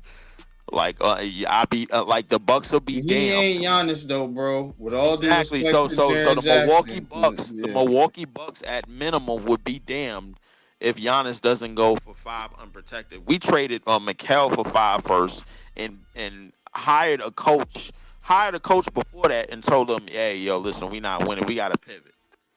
Mm-hmm. And we got to start losing games, bro, because I guarantee you, this second half of the season, you are going to see some of the most astronomical tanking that you will ever see in your life. I'm telling you, you're going to see ways to lose games that you ain't even think was possible. Bro. And that's pitiful, bro. Who wants to watch that every single fucking year? And let me tell you something. What are they selling Giannis or any of these free agents or any of these dudes that because NBA players pretty much control where they go, especially players of that caliber. What the fuck are they selling Giannis on? They're selling Giannis the same thing they sold Kevin Durant. Come here, get paid, and then leave. Oh man, this is terrible, man. That's what they did. The The Nets since 2018, probably even before that, the Nets have become a pit stop franchise. Oh my god, man. I can't, man. Let's get to the New York Knicks, man. Oh boy, I can't. This ought to be fun. Sit now. I'm trying to find where's my article at. But I got something for y'all. Just give me a second. No, that's not it. Oh yeah, this is it right here. I got you. Hold on. I need to pause it. Let's share the tab. All right, so this is a video of Perkins and Stephen A. Smith. So they talking about Jalen Brunson and the Jalen Brunson's MVP candidacy. Now, the Knicks signed I don't know this dude's name, but they signed some dude, whatever. Coach, you can speak on that. Jeremy. Yeah, you could touch on the moves as you follow the team more closely than I do, but I want to talk about this stuff right here. You know, I'm gonna get to the messy shit. All right, Jalen Brunson, an MVP candidate. Let's hear what Perkins has to say on the deal here. Top three right now is Jaylen Brown, Kay Cunningham, and I would have to lean more towards Jalen Brunson. So, Kendrick Perkins says his MVP candidates are Jaylen Brown, who I agree with, Kay Cunningham, who I kind of agree with too, and then there's Jalen Brunson. Now, you can't necessarily disagree with it, but because I mean he is having a fantastic season, and the Knicks are, what are they, second in the East now? So, but I mean, is he a MVP candidate? To be considered, of course. I mean, is he your MVP? To be considered. That's why I said that. The key word is considered. Considered, yes. Am I going to sit here and say hands down he's going to win? No, I'm not going to say that. But one of the things I have seen whenever I do see Jalen play,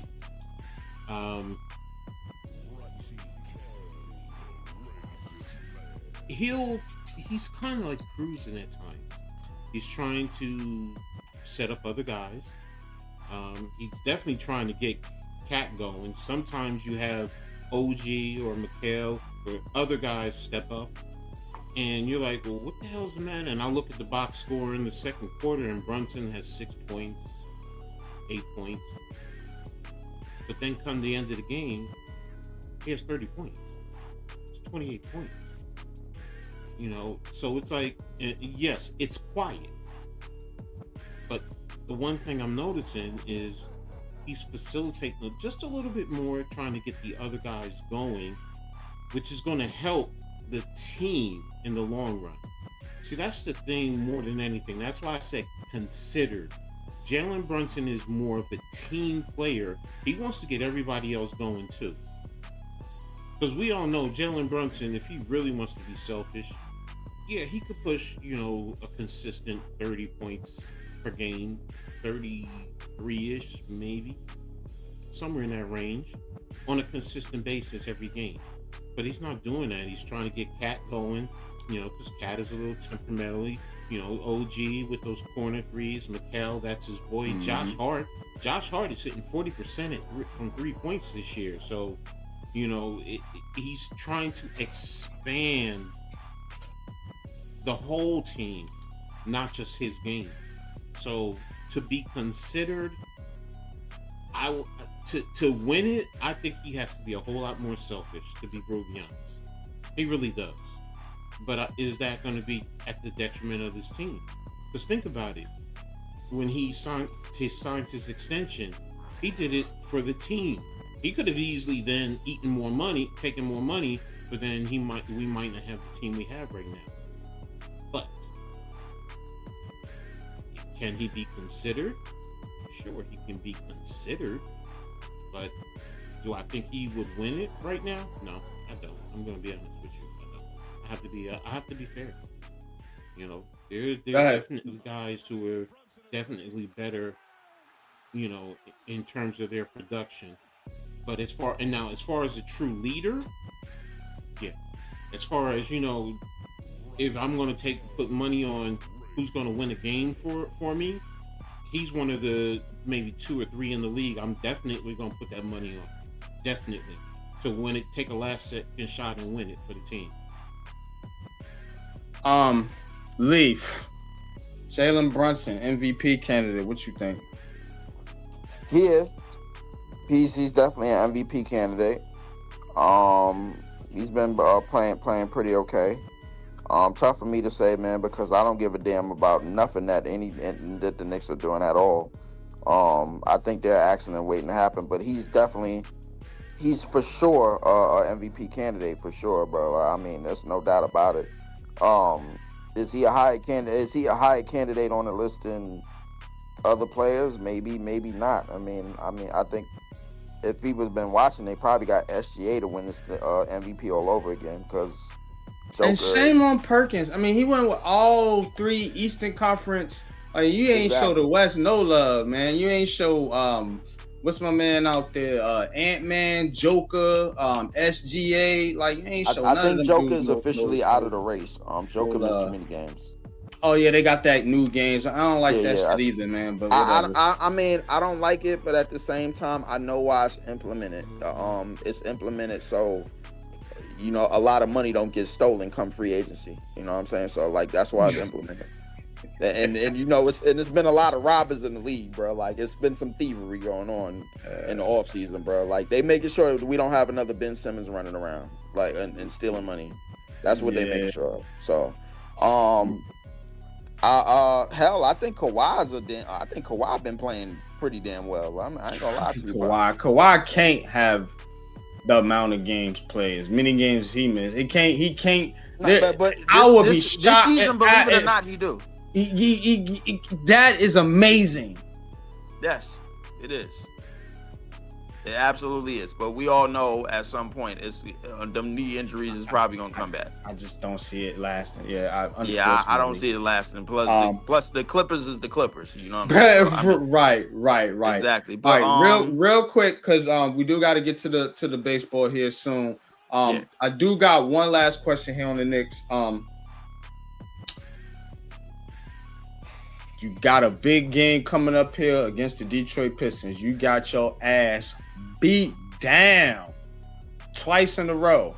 Now the Pistons, you 6 games out from Detroit. You know, you only a half a game behind Boston. Now, the Knicks got to show something here against this Pistons team. I feel like to be truly considered like an NBA title contender. Well, they are a title contender, but to win it, you're gonna have to go through Detroit. You know, I think in 7 games they can get Boston without Jason Tatum, but Detroit is a problem, and you got a big game coming up here against Detroit. So, Coach Leaf, are the Knicks good enough to beat the Pistons? Yes. Elaborate. On paper. I'm just saying, are they good enough? Whether it's on paper or on the court. They play the games on the court, and on the court they get your ass kicked. Here's the deal, okay? All right, because right now the Knicks, with the 2 new acquisitions that they picked up during the trade, and then whatchamacallit, who came over from San Antonio. He was a key player over there at San Antonio. He definitely was. Now, he's not a good shooter, but he's a dog as a defender. And that's the one thing that New York definitely has, at least with their second unit now. They have defenders, Mitchell Robinson, Alvarado, Shohan, what's his name, who played with y'all too? Damn, Bridges. No, on the second unit, not the starters. Jordan Clarkson. Clarkston. No, the guard who played with you guys, the Nets. Struder? No, 44 for the Knicks. Landry Shamet? Yes, thank you. Shamet can play a little bit of can play defense. You have Deuce when he comes back, you know, and then mixing it in with OG and Mikal Bridges. My point being is, no longer is, you know, it a cakewalk defense to do things or to attack the Knicks. They can switch, you know. Now, does it mean that you're probably going to have less and less of Jalen and Cat together? Yes, but that's perfectly fine. You can mix and match with them on the second unit, you know, just to keep things going. You know, that's where you know, you can get things offensively, but defensively, it's there. Now, here's the key, because these Alvarado, we saw what he did first game against Philly. I'm not expecting that on a consistent basis, but you're seeing that first of all, he's from Brooklyn, you know that, so he bringing that Brooklyn grit to the Knicks. He definitely does. His defense on the ball, he can hit those timely 3-pointers. He can facilitate. So, you know, is he a Jalen Brunson? No, I'm not gonna sit here and say that, but he does give you something. Now, Shohan, he can guard 1 through 5. So, and he's physical. He's 6'8". He's long. He's tough. So the only thing that he doesn't have consistently is the 3-point shooting. So, you know, he can even bring the ball up, facilitate, and do things of that nature. Go back and watch him with San Antonio last year and the years before. You're going to see. You're going to be like, why did San Antonio let him go? So there are key pieces there. Now, they have to gel. These games right now to the end of the season is prepping for the playoffs. I'm going to be brutally honest. That's what it is. It's all or nothing right now. And that's what it boils down to. But they do have the keys. Can they play with Detroit? Yes. They can play with, I really believe they can play with anybody in the league if they play as a team. Now, if they don't play as a team, they can get beat just like anyone else. So, we're going to get to the snacks, Drew. We definitely going to get to the snacks. Stay tuned. But go ahead, Leaf, man. Can the Knicks beat the Pistons?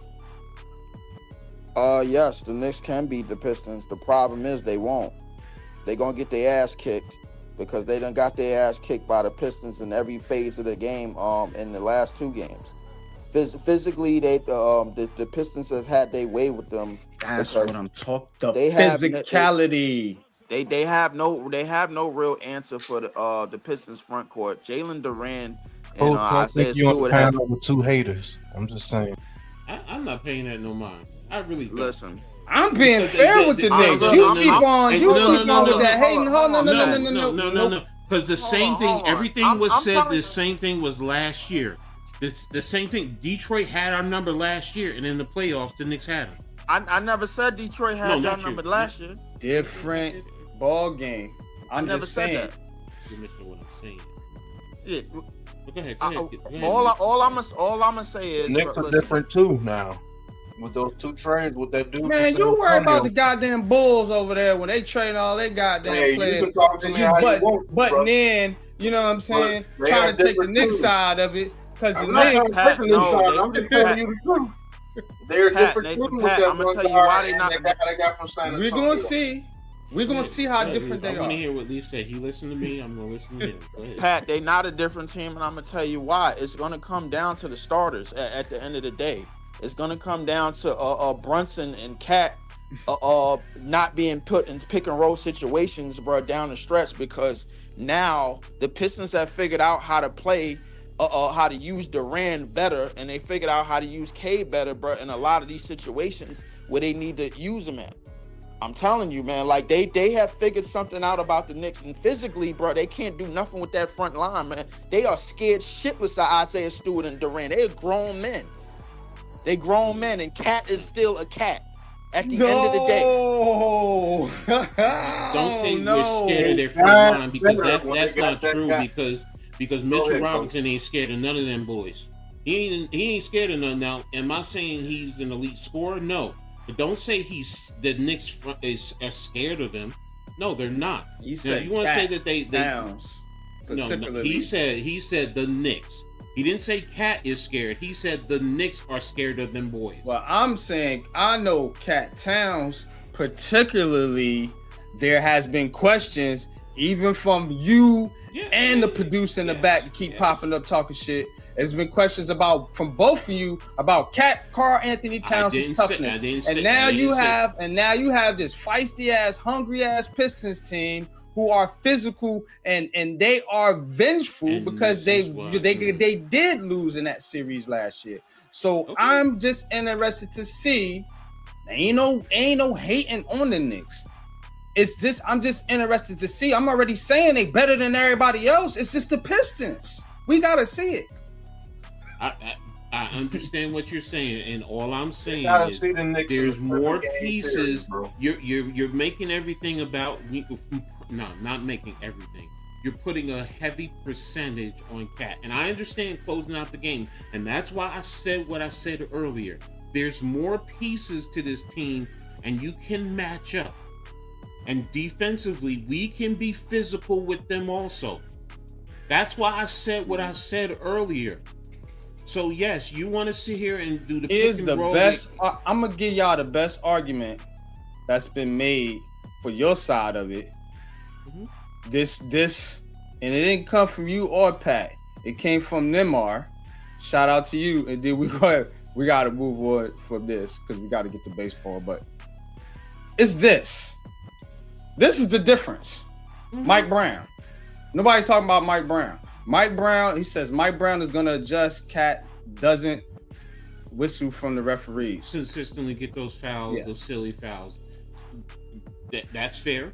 So, Mike Brown is the difference from last year to this year. The main difference, in my opinion. Yeah, you added some pieces, some bench players, some different things. But again, the main difference is the coach. That's fair. So if he don't wear them players out like y'all was saying Thibodeau was doing, and they rested and they ready to go, maybe they can last in the 7-game series with Detroit. That's the argument you got. Don't give me this, they different. No. It's the same two teams, pretty much. So if it's the same two teams, that means the Knicks shouldn't be worried about anything, right? Because they beat them in the 7-game series last year, right?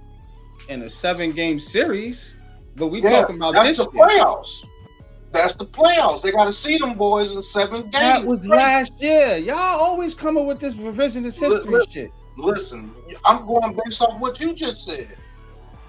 Last year, we talking about this shit. You can't completely disregard the past. You have to take pieces of it. But coach, he just said. I'm saying that these two. Hold on. You're not going to come up here and start a debate, sir. First of all, you're not a Knicks fan. And second of all, let me get my point across. I'm not saying that because you're trying to make up words that I'm saying. All I'm saying is they're basically the same team. And you saying, well, they shouldn't be worried about them. I'm saying they should be worried about them because the Pistons have beat them already. Now, they got to prove in the playoffs. Yeah, of course. No shit, Sherlock. But I'm saying is, you saying they shouldn't be worried about them, that's bullshit. You should be worried about them. They're first in the Eastern Conference, and they beat you twice. It wasn't first in the Eastern Conference last year, sir. It was a fucking, 7th seed? Or whatever they was. I said that based on what you said. You said, man, they the same teams that don't give me nothing that they're different teams this year. They were the same two teams that they were last year. Basically. See, now you cut me off. See, now you cut me off. Did I not say basically overall?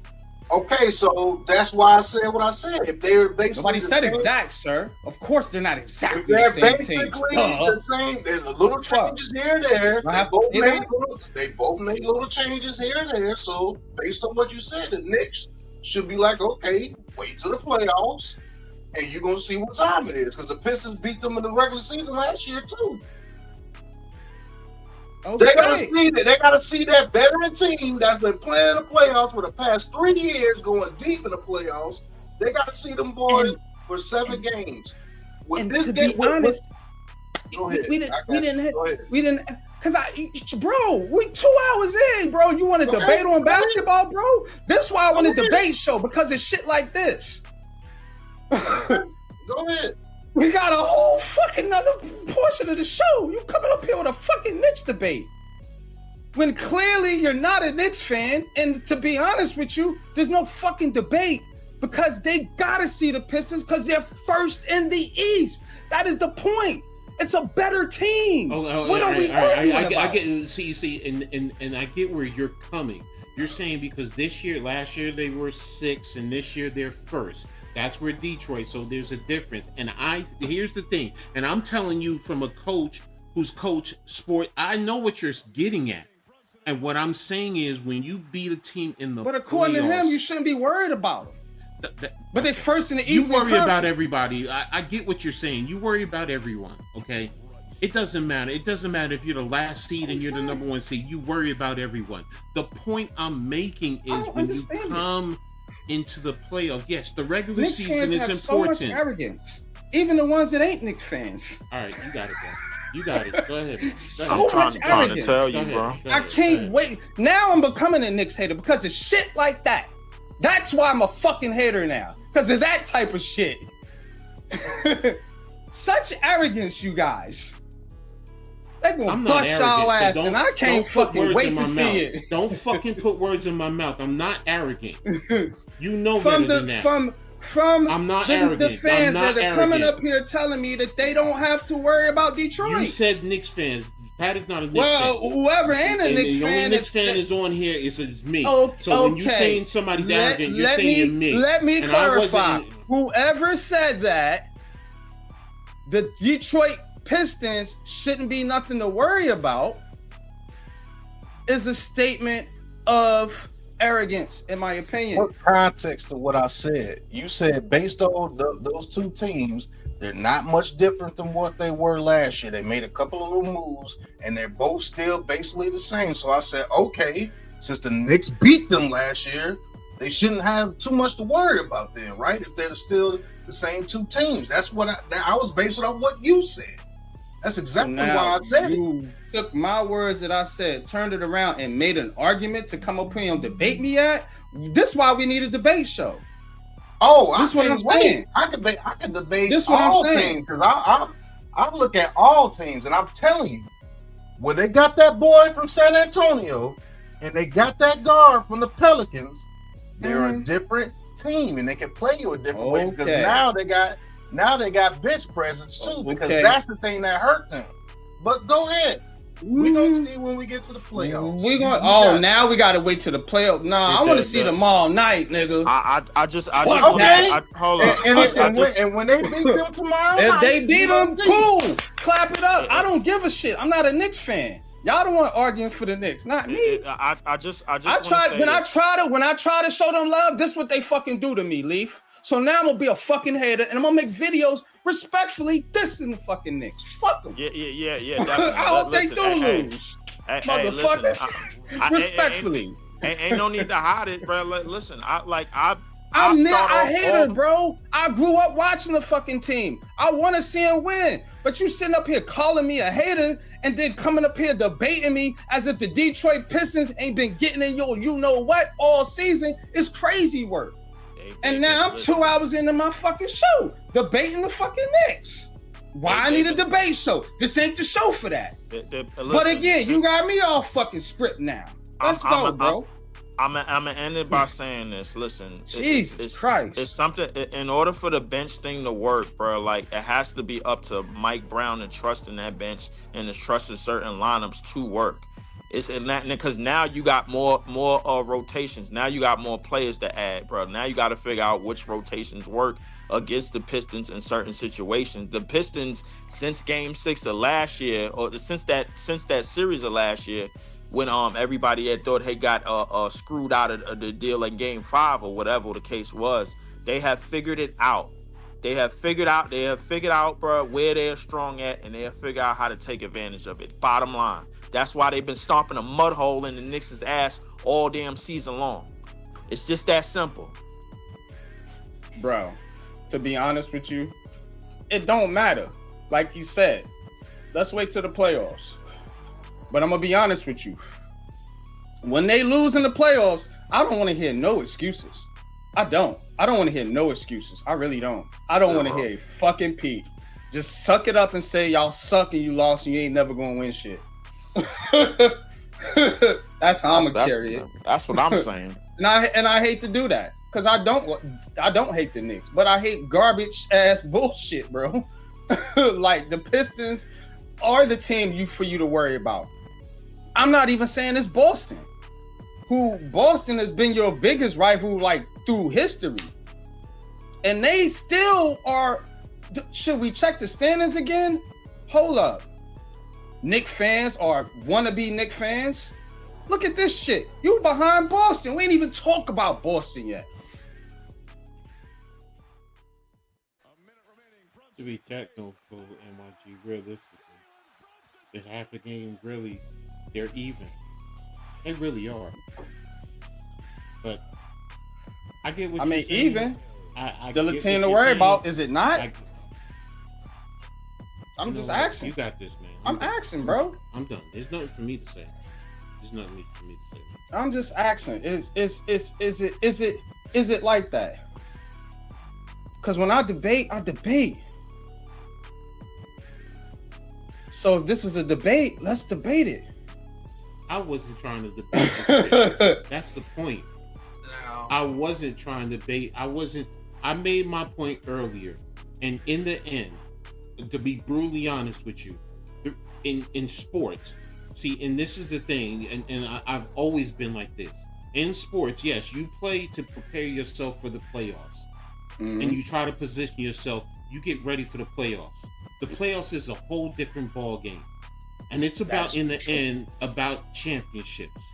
That's what it's about. Whether it's the Knicks, whether it's the Nets, whether it's the Yankees, whether it's the Giants, I don't give a fuck who it is. It's about getting your mind fucking right and ready for the playoffs and coming home with that fucking bling bling. That's all I care about. You want to debate? Y'all debate. I don't debate this shit. In the end, it's what do I always say? If you beat me, I'm going to go look at the film and figure out what I got to do to get better. Detroit, they got beat. They looked at the film. They did a few things. And now they want to prove themselves in the playoffs. Not the regular season alone. The playoffs. You can win the regular season and get your ass swept in the first round of the playoffs. I've seen it too many damn times in my lifetime. So it don't mean shit right now. All right. Well, we're going to see. I'm going to be keeping my close eye on the Knicks. Knicks fans. I'll tell you what. Even the ones that ain't Knicks fans. You see, I'm not even I'm so ready for the debate on Saturday, brother. Listen, I love you like a brother, man. All I try to do is try to make a point that the Knicks are a little bit different when they added those two pieces, because now their bench can really be a bench. And I think that makes them a better team. And when they play the Pistons in the playoffs, I'm telling you, like I told people last year, the Pistons are a damn good team, but they're inexperienced when it comes to that big dance. And 1 year is not going to make that much of a difference when it comes to the playoffs. A veteran team like the Knicks or the Boston Celtics. I told people Jaylen Brown was going to go off this year. And guess what? They're number 2 in the East. Everybody thought they were going to be sorry when Tatum went down. I told you that boy Jaylen Brown is something serious. But we'll talk about it more in the playoffs. And if you want to have a debate on basketball, this is your shit. I will debate you on basketball as well. I can debate you on cricket.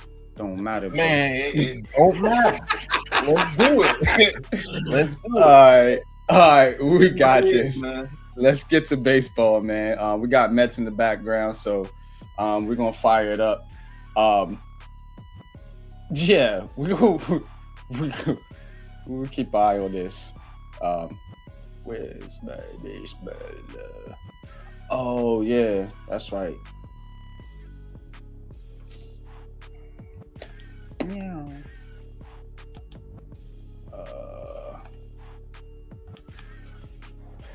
All right, so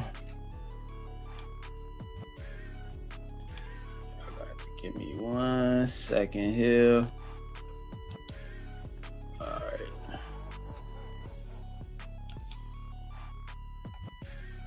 All right, let's get to baseball. We're gonna start with the Yankees. New York Yankees. So, shout out to you for this one, Coach. We got Garrett Cole, coming back from Tommy John. We're gonna bring in Mets. Salute, guys. What's good with you? Spoke. What's up, man? You getting better, man? How you doing, bro? Fine, I guess. All right, man. We're gonna talk some baseball here for a little bit, man. Then we're gonna get into the snacks. Drew's waiting for them snacks, man. I'm getting hungry too. Yankees 2026 season preview. This one is about Garrett Cole, in my opinion. Because the Yankees didn't change much. You know, we talk about teams that changed. This is one of the teams that, you know, in my opinion, are basically, for the most part, the same team outside of them getting their ace pitcher back, which is a big difference. But not because he wasn't on the roster, because he was hurt coming back from Tommy John surgery. So Garrett Cole coming back. Got to keep an eye on this. If the Yankees get Garrett Cole back healthy, like he was, I honestly put him right there in that spot to, you know, for the World Series. Not saying they can win it, but I think they can definitely be right there. In my opinion. What you think? I could agree, but you know the drill with a lot of pitchers who come back from Tommy John surgery. Their innings are severe. They're put on an innings clock. You know how Cole will try to push himself to go maybe 6, 7, 8 innings at worst. Boone is going to try to take the economic approach and pull him after like no more than 6 innings at best because of this. Because he doesn't want Cole ripping his arm again. I mean, Cole's in his what, late 20s to mid 30s ish? 30. Okay. I think he's 30, right? Hold on, I'll tell you 1 second. Let's see what it says in the article. Because he's trying to preserve him going into his late 30s. So. Yeah. So yeah, he's over 30. But I do think, man, if and you saying he's on the innings limit, but it could just be on the innings limit for the regular season. What do you think? And possibly be that difference maker in the playoffs from a pitching standpoint. He's 35. He's 35. Yeah. That's how. So yeah, he's up there. So maybe he doesn't pitch that much in the regular season. But you definitely need him for the playoffs. What do you think? True.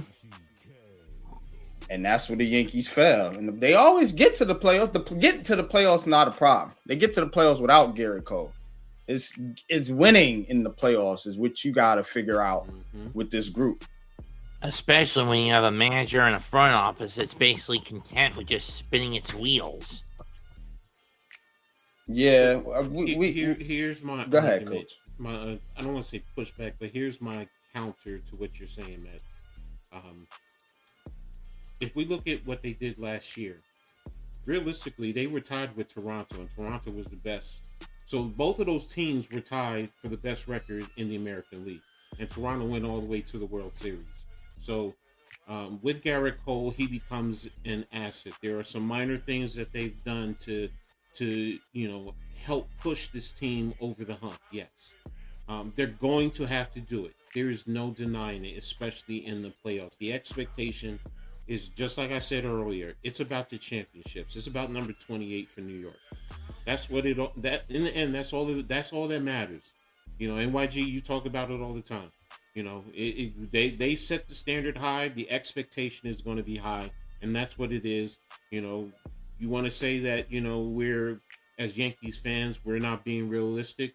Well, they put us in this realm because they set the standards. It's championship or bust. And based off of last year, what they did, they tweaked a few things. And if you get Garrett Cole back, you don't overuse him, and then in the playoffs he can be a key contributor. Does that get them over Toronto ultimately? Because right now you can make an argument Toronto should be the favorite because they were last year. You want to say Boston, okay? Is it Seattle out west? I think it's Seattle. Seattle, yes, it's the Mariners. Yeah, so but who else in the AL do you really?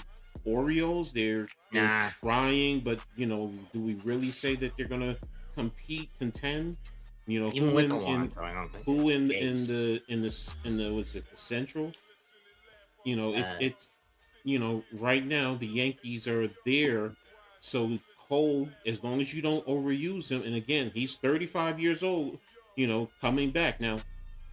The article talked about it. I forgot who it was. Was it who it was who came back out after 35?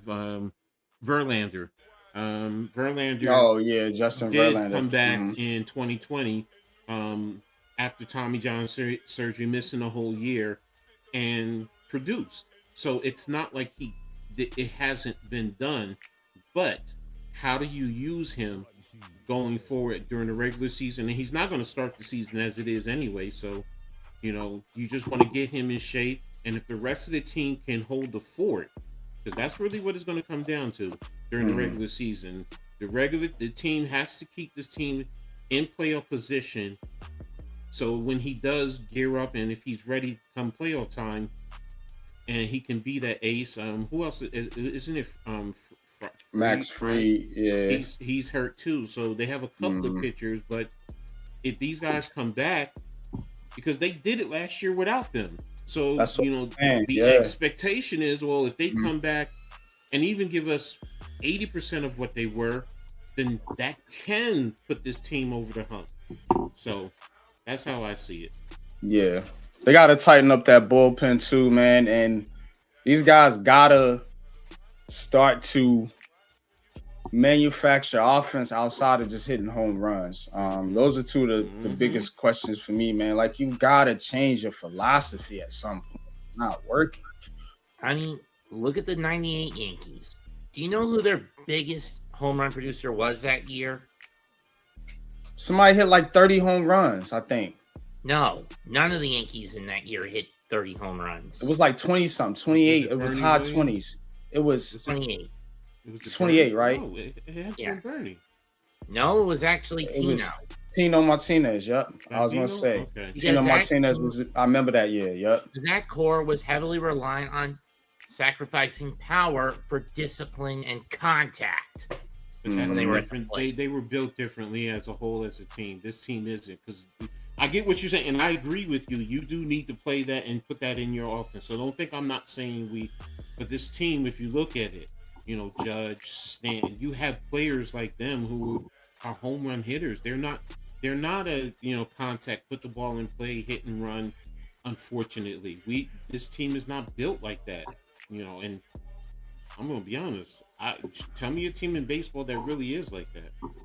Dodgers Dodgers have home run hitters. Yeah, but at least they can mix it up with discipline. Okay. Yeah, I mean, and they That's do, it. man, and you gotta, you gotta be able to be able to do that in baseball. You know, I remember back, the Rays when they were winning, they were like that. The Astros, they were like that when they were winning. They could do that. With the Like rules the way they are, the so, pitchers can only pitch over 3 times, and to me, that's like, get the pitcher to throw over there 3 times, and then you know what? I could steal the second. Yeah, you got to worry about the catcher, or you can put it in a hit and run because now you know that they can't go over there. So, yeah, I'm with you. it's not like the Yankees don't do it. It's just they don't do it consistently and they don't do it well. They need Like, that's where the I back end always should see be them doing making it. errors. I Yeah. always see them getting thrown out, trying to steal, trying to overrun the bases, like shit like that. It's fundamental baseball mistakes that they make. You know what I'm saying? Agreed. And Very true. like we always come back to, who does it come back to? The Management, coaching, and things like that. Let's get to the Mets, man. Mets, what you got for us, man? New York Mets. I did pull up this article here on Tobias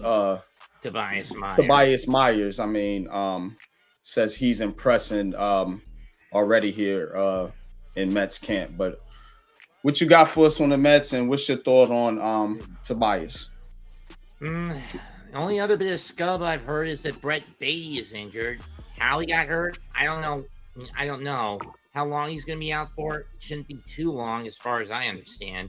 And as for Tobias Myers, he's a bullpen arm, correct?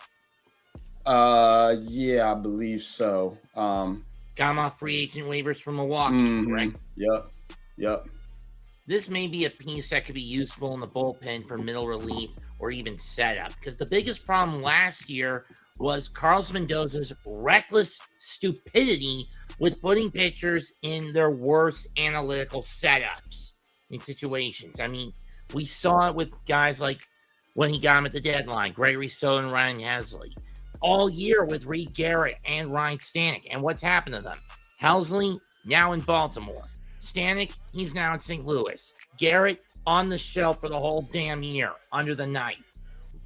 It says he has a good splitter, which in my baseball knowledge, if you have a good splitter, you could produce a lot of ground ball and ground ball outs, which if you have a good defense, that can be just as good as somebody that's, has swing and miss stuff, or is more of a strikeout pitcher, power pitcher. That's true. So that might be a good little weapon there for you in the bullpen. Especially since we let Tyler Rogers walk and go to Toronto in the offseason. Because that was a guy the one deadline pickup from last year I actually did like, because that was a kid who could sacrifice velocity for control and finesse. The only problem was, like many pitchers like that, he was a one-pitch pony, and that was a slider more often than not. Yeah. But what's your expectations for the Mets this year as we go into spring training? Like I said last time, now more than ever, Carlos Mendoza is under the gun, and Steve Cohen are under the gun. Get it right this time. WS or an effing B, or a bust is what I mean. So World Series a bust. Not on the same level as the Yankees, because we only have 2 titles to the Yankees 27, but the point still applies. And this is also basically the 40-year anniversary of the 86 team. So they got to make this one count.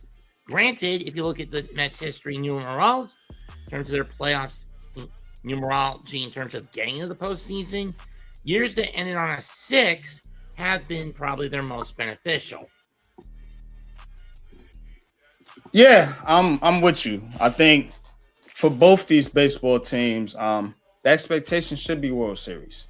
The Mets put a lot of bread into that roster, as do the Yankees. Both high payroll teams, both good teams, and both were shot themselves in the foot last year. Pretty much. But again, you know, you still gotta think and wonder, like, hey, if the Yankees and the Mets get in the playoffs, they should, you know, have a shot. I mean, I think they have a shot. This is if healthy, and if again, you gotta beat your opponents too. So it's tough competition, man, especially in the National League over there with the Mets. Especially now that there's the one free agent on the market nobody wants. Who was that? Nicholas Castellanos. Why I is he? thought he went to San Diego. I'll look it up. No. He was from the Phillies, Okay. right? Yeah. He went to San Diego. Oh. Okay, never mind. All right. Well, I we're mean- gonna get to coach's segment here. Show's running a little bit over. But it's all good, man. We having fun. Drew, catch us on the replay, bro. And I hope you have a good night, man. Get some rest, bro. 5 hours, yeah. I can't. If I don't get no sleep and try to go to work, bad things are gonna happen. So that's why I have to take it down when I need to take it down. But I'm off tonight, so we're chilling. Let's keep it pushing though, man. We got to get to coach's segment. So we're gonna bring you back in on the next go round. Mets spring training is what? This weekend? This Friday. Friday. Starts tomorrow, excuse me. So definitely gonna be keeping my eye on that. Gonna be keeping my eye on Mr. Myers. Gonna be keeping my eye on Garrett Cole and some of these pitchers for the Mets and the Yankees. And of course, we'll bring you back in, man. I know you got the scoop on the baseball for us. Appreciate you. I'll do it when I can. Peace. All right, my man. Take it easy. All right, man. Let's get into this, coach.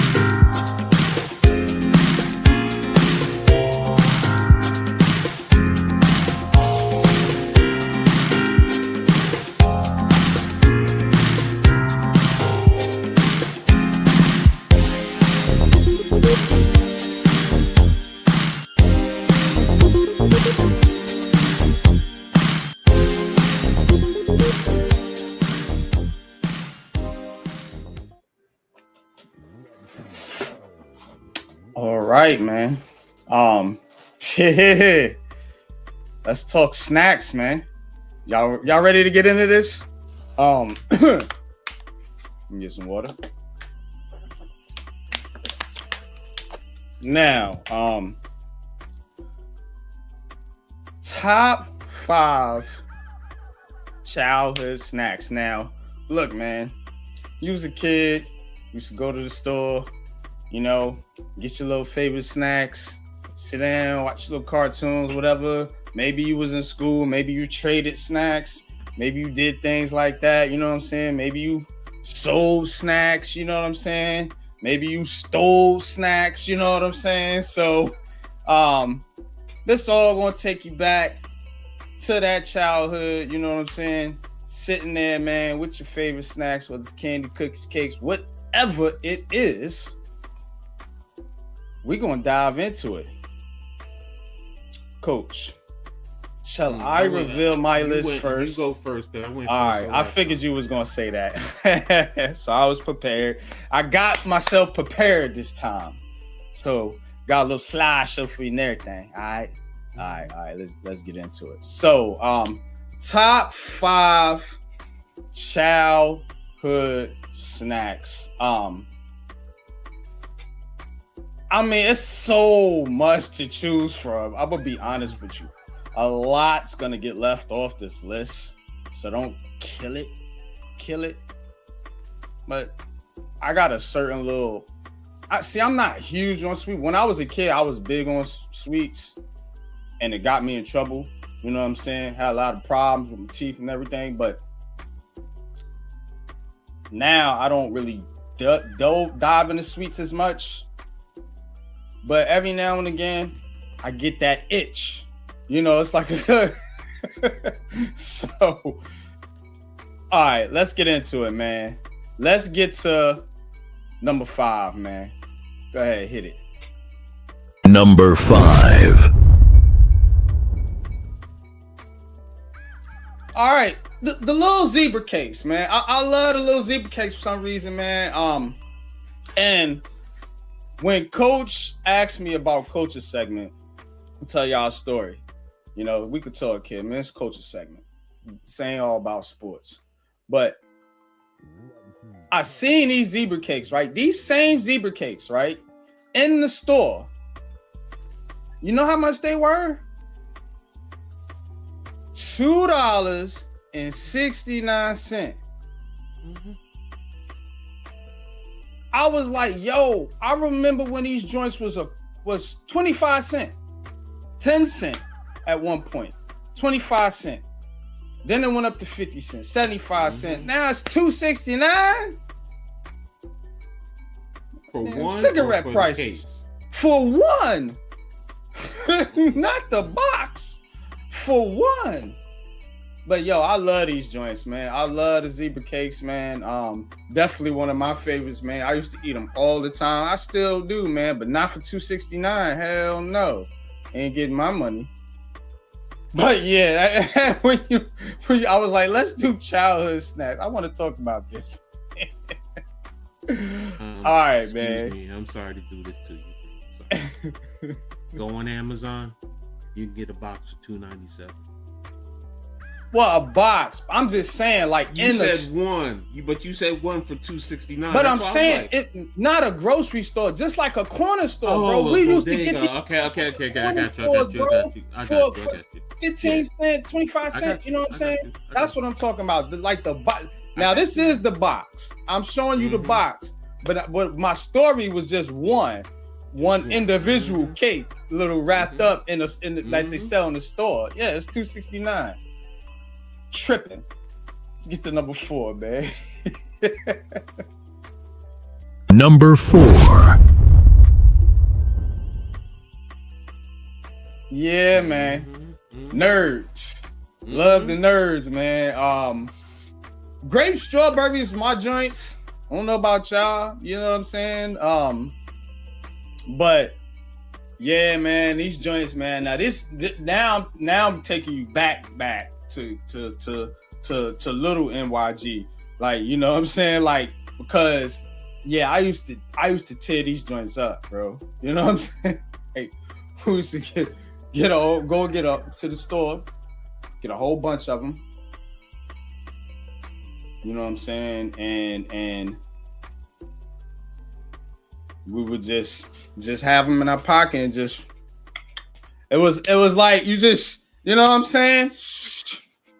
You just and you just keeping it moving all day long, like you know what I'm saying. It was pocket candy, so you know, like it wasn't like some you just like you. It was lasting me some time. You know what I'm saying? Like I'll eat some, put them back in my pocket, keep on. You know what I'm saying? Doing what I'm doing. But yo, I love nerds, man.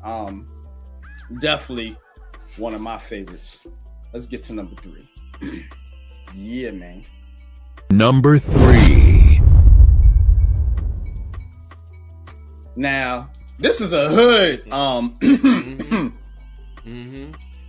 Quarter water and a bag of chips. All right. So the little hugs juice, they call them hugs, but we call them quarter waters in New York and Brooklyn. And yeah, the Wise potato chips, the 25-cent bag. That bag, not the $2.79 bag that's in Wawa. Nah, bro, that's what I'm talking about, bro. A quarter water was called a quarter water because it was a quarter. So you got that in a bag of chips for 50 cents. You winning, son. What happened to this? What happened? I used to love this, man. Yeah, man. This was get by food, man. Cause if you got $1, look at what you're getting. I just showed you the zebra cake. That was 25 cents. And then the nerds. Look, I'm at number 3, bro. And I'm only at $1. I only spent $1 in the 90s. $1 for everything I just showed you. Dead ass. Somebody tell me I'm lying. Let's get to number 2. Number 2.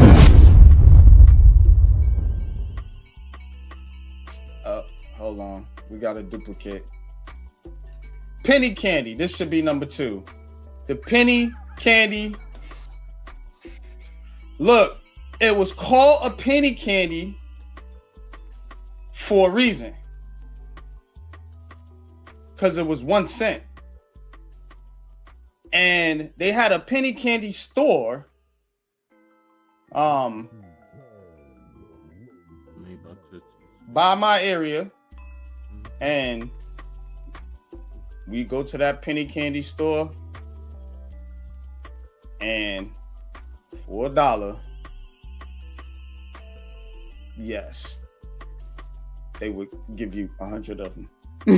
So I'm telling you, $1 got you right, son. Now $1 gets you laughed at. You get shit with that. I think I messed my slides up. Hold on, let me see what I got fucking going on here.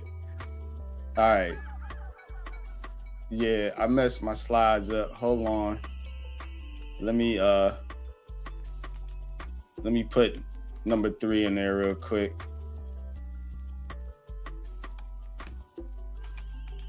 I'm doing this on the fly.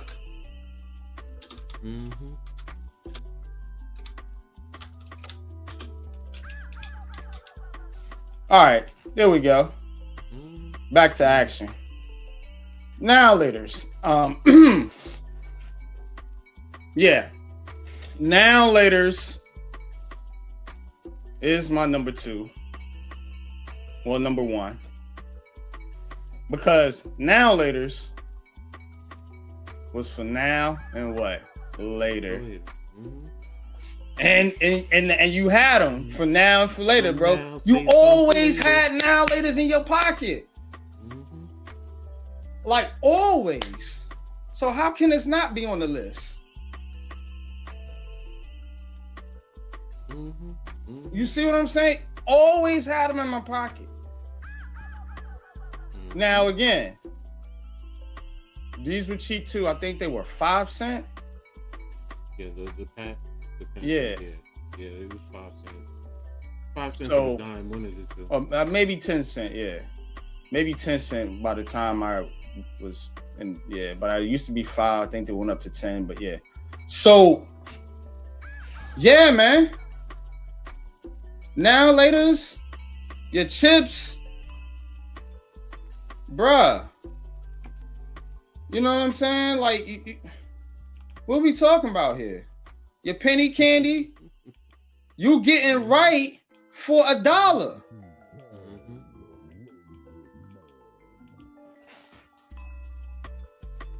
I just made y'all hungry and saved you a bunch of money on your grocery bill.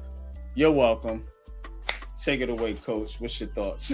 No, you're right. You're speaking a lot of facts with everything that you're talking about, and I'm gonna throw a little twister at you too right now.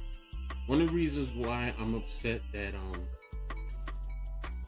I moved to where I'm at now from where I used to live at, because there's a store in town that everyone, and the funny thing is, people from 1, 2, 3, 4, 5 towns over used to come to this store because they're the only one in the area that did it.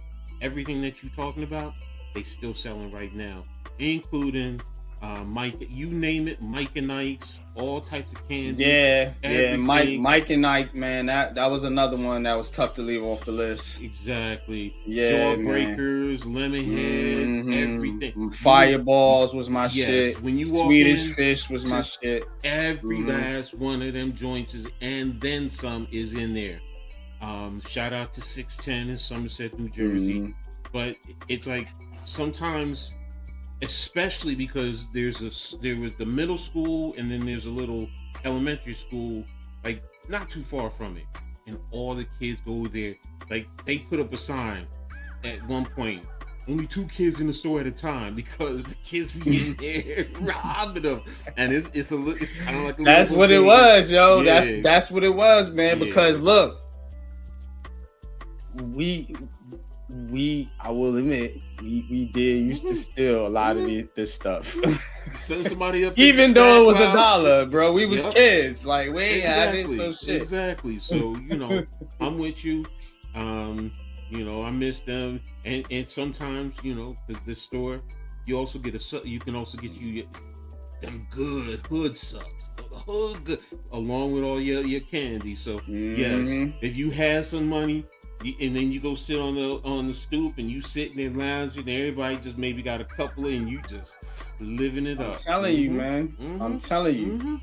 Used to get right, man, for $1, man. But let's get to your list, man. You got it, man. All right. Let me preface this first. See what you got going on. Yes. I left out all my cakes and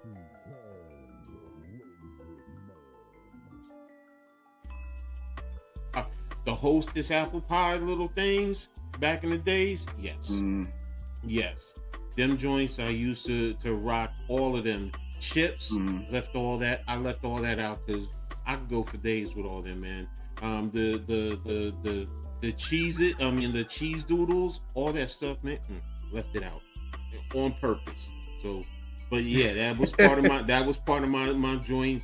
I was that one kid who had an extra book bag that was full of snacks, man. Yeah, man. That was me. That was me. I always had the snacks. Everybody like, yo, let me get no, get out of here, man. This is mine. I just want to try. No, I'm fighting you for that, man.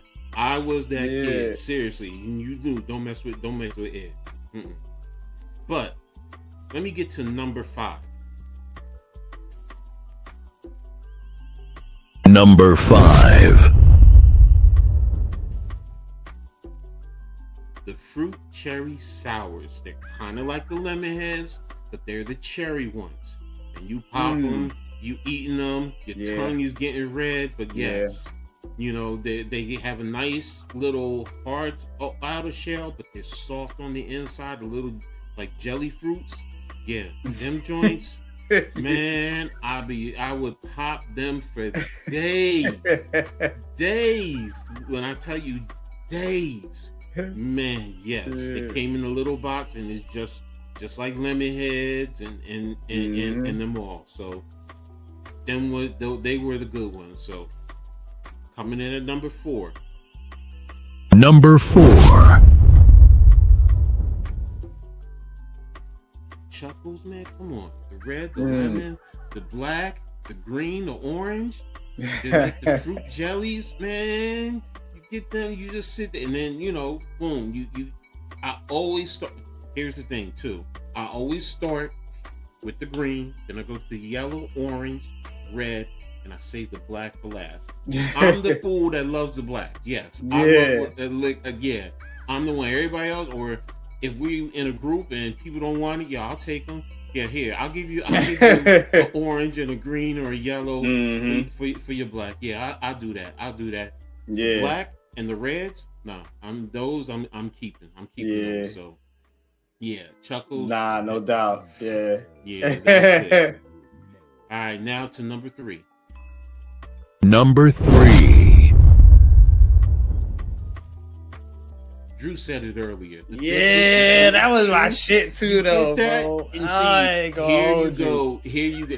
If you playing sports, like if Yeah. baseball, We used to play baseball, yeah, and have a pocket of it, yeah, bro. And you do like they do in baseball. You take it, you put it in your mouth. They used to act like it was snuff. Yeah. You spit it, yeah. That's the joints, man. The big league chew, those was it, man. So coming in at number 2. Number 2. Everybody did this, man. Man. The Pop Rocks. Man. You get it and you take it and you put it in your mouth and it starts popping. Yeah, exactly, man. This kid, and then sometimes if you in the house and your mom's or your dad hear it, and they're like, "Oh no, stop eating that candy," because they hear it. They hear it. Yeah. Stop eating that candy. I told you stop eating those candies. Yeah. The Pop Rocks, man. Love Pop Rocks. We used to really get at it with those too. Mm-hmm. And then sometimes you mix it with certain drinks and it really enhances it. We used to get a lot of this candy on Halloween too. Yeah. True. Mm-hmm. Now coming in at number 1. Number 1. Now, so I'm a chocolate freak. Yeah. Now, look, I left out the Snickers, the Milky Ways, all that because I love them too. But this was my number 1 with the nuts, the raisins, and the chocolate, man. And I used to have stacks of them. This and the patty, the peppermint patties. Those were the 2 that really I would have loaded in my bag. The peppermint patties stayed away because if you stayed too long, it would start to melt. But the chunkies, they didn't melt as fast. So in my book bag, I would always have, and I'd be eating in class with those. You try nicely not to make a lot of noise so the teacher hears you, and then you eat it, and then boom, you pop it in your mouth, take put it the candy wrapper, put it in your desk, or hold a few and then put it in somebody else's desk. But man, I could be chewing on these all day long. These was my all day snacks, man. So there you have it. The cherry sours, the chunkies, Big League, Pop Rock. I mean the Chuckles, the Big League, Big Chew, Pop Rocks, and the Chunkies. Those was my snacks, man. So there you have it. All right, man. What's your thoughts? Yeah, man. Yo, that Big League Chew, bro, and the Pop Rocks for sure was a staple in my candy arsenal, bro. I'm telling because I had an arsenal, bro. Like I was obsessed with that stuff when I was a kid, man. But dope, definitely. The Nestle Crunch. Yeah. You know what I'm saying? Listen, definitely, bro. I always gotta save y'all on these culture segments. There's a lot to leave out. Yeah. I know Sour Patches. Yeah. Starburst. Starburst. Yep. Star Crunch. Y'all remember the Star Crunches? Yeah, the Star Crunch. When I was a kid, Starburst wasn't in play. Starburst was when I was around in the 90s. It wasn't in the 70s and the 80s for me. Yeah. Okay, and now y'all remember this one? Real sour candy, Warheads. Yeah. Y'all remember Warheads? Man, we used to kill them things when we were little. Yeah. I'll give you one other one too. For me, was actually the candy cigarettes. The candy cigarettes. And it would give out a little. Look. You be like, you see that? Like little pieces of chalk. Yeah. So like little pieces of chalk. Yeah. Yeah. And that zebra pack. Damn. the straws where you tore it open and you had the sugar in there with Yeah, yeah. they were called pixie sticks. Pixie or something like sticks, that. Pixie sticks, yeah. And then you had the sour straws too. Yeah, exactly. So Yep, There's the so much sour candy ones, out yeah. there. But yeah, we Coach's had to segment do is always dope, man. I'm telling you, I told y'all I was gonna make you hungry, save a lot on your grocery bill. Y'all go get that candy if your kids eat candy, whatever. I'm telling you. Cool. Hey, but yo,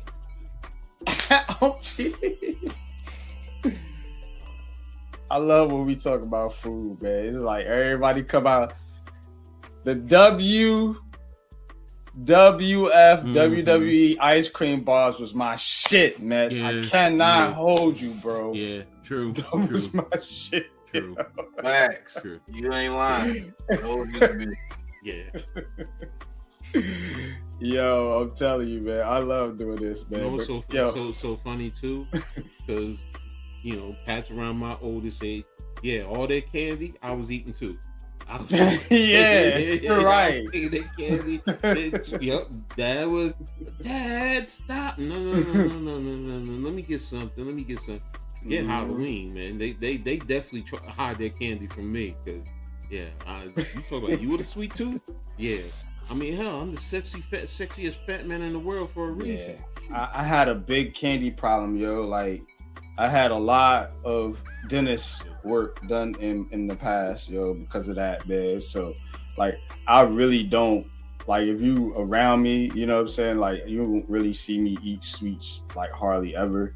But when I do, man, like, I always think about, like, the old shit I used to eat. And I see it sometimes. When I see it, I just get a piece, man, just for the hell of it. Like, man, I caught a little penny. Of course, it wasn't a penny. It was like 5 cents for one of the little things.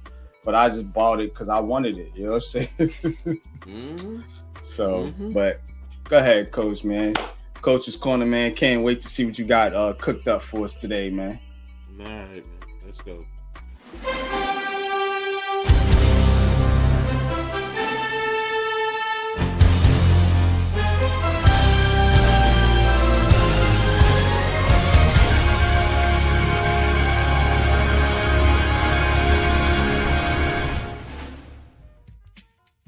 Appreciate everyone.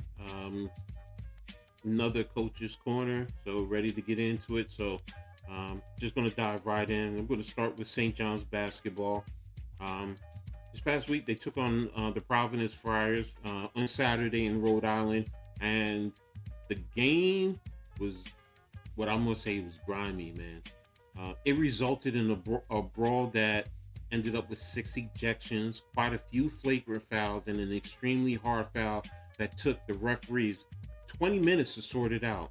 On the play, Providence's Duncan Powell committed a hard foul on former Friar and current St. John's star Bryce Hopkins, which led to these pleasantries and issues in terms of the game. So, and St. John's and Providence, they've been going at it all the way back to the 80s, man. They really had, this was old Biggie style type of, issues. Now, I say it's a big Valentine's Day game that the Johnnies came away victorious 79-69. Now, on the season, St. John's, they're sitting over at a record of overall of 20-5, 13-1 overall, and they're ranked 17th in the polls. Now, UConn tonight actually lost. So, because UConn was 14-1. So, in the rankings for the Big East, St. John's should be in first place right now. Now, they played Marquette tonight, and it was while we were on. I haven't checked, so I'll see later on. And then they're going to host Creighton this weekend. So it's still going to be big, this game. And then Creighton's game is really going to be big for them, especially for the Big East ranking. So we're going to stay tuned to that as the season starts to wind down. So I'm going to move on to Syracuse. Now I'm going to start with football. With Syracuse football, their former DC Robert Wright, he's another coach, because there's a lot of college coaches who are actually now moving on to the NFL. He's being hired by the Los Angeles Rams as a defensive assistant. Now, as a DC at Syracuse last year, his contributions helped the Orange to a 10-3 record and the defeat of number 6 Miami last year. So he's a good quality coach, and moving on to the NFL is just going to help his resume and his career going forward. So good luck to him in the NFL, except when he's facing a New York team. So now, in terms of basketball, this week the men went 1-1, so it's so weak. They initially defeated SMU. Nate Kings, he hit the game winner for Syracuse with 2 seconds left on the clock. Ultimately, the final score was 79-78. So it was a really great game, an exciting game. The Orange, they were led by Donnie Freeman with 18 points, and Kings, he added 13. So that was a good win for them.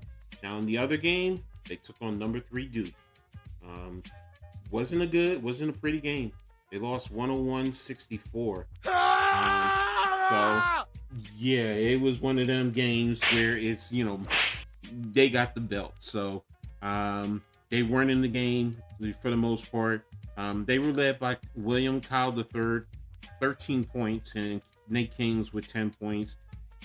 This weekend, they're playing host to number 16, North Carolina. NYG, those your boys, so they're going to be taking on Cuse. So we'll see what's happening. Right now, the Orange are 15-12 overall and 6-8 on the season. So there we have it. So still staying in tune with Syracuse, but this is a tri-state legend. We're going to talk about Dwayne the Pearl Washington. Now, he was born January 6, 1964 in Brooklyn, New York. Grew up in the Brownsville sections. In the early years, he got the nickname Pearl because with his play, he was being compared to Earl the Pearl Monroe. He was well known for his shake and bake move, where he would always leave players in the dust looking dazed, confused. Had an elite ball handling skills, that many kids eventually tried to emulate and put into their games. During his high school years, played at Boys and Girls High School right there in Brooklyn. He earned the number 1 rated player in the USA in 1983. He eventually went on to Syracuse University, and during the heydays of the Big East Conference, he was a major factor in helping elevate and keep Syracuse in the national prominence. So, I mean, he was, back in the days, if you talked about Syracuse basketball, it was Pearl Washington who was key, along with, the Ronnie Cycles and eventually the Derek Colemans. But yeah, he was key to help elevate them and compete with the Georgetowns and the St. John's back in the day. Hall of Fame NBA point guard John Stockton once was quoted as saying that Washington was the toughest player he guarded at the 1984 U.S. Olympic training. Now, that's high praise for a player of his, coming from a player of his caliber. So, kudos to him. He was drafted by the New Jersey Nets in 1986 in the first round, number 13. Now, he played 2 years for the Nets and then was made eligible to the expansion draft, and he was selected by Miami and lasted 1 more year before moving on from playing professional sports. Now, his career accolades. He was a consensus second-team All-American in 1985, second-team All-American for the UPI in 1986, third-team All-American for the NABC and the AP in 1986, three-time first-team All-Big East from 1984 to 1986. His number 31 is retired by Syracuse. He was a McDonald's All-American co-MVP in 1983, first-team Parade All-American in 1983, second-team Parade All-American in 1982. Now, unfortunately, Washington, he did pass away in April of 2016 at the age of 52.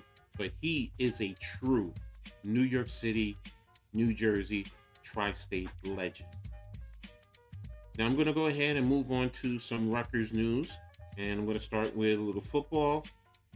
There's been a lot going on. Continue to hire new coaches. But one of the great news on the field is they signed an FCS second team All-American and All Missouri Valley Conference out of South Dakota and cornerback Mickey Munn. He adds to the plethora of cornerbacks that Rutgers has added. He's the number 4th cornerback, and all projections is he's going to be the starting number 1 cornerback because he's coming over following his DC.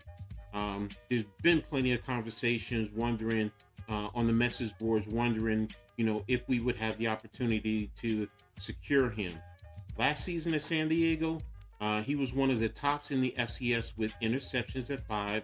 He also had 59 tackles with 3 for loss and a fumble recovery. He's a tall, fast cornerback who's a ball hawk and either gets the interceptions or deflections. I believe he had 10 deflections. Like I said, he's following his head coach as well as his cornerback coach over to Rutgers.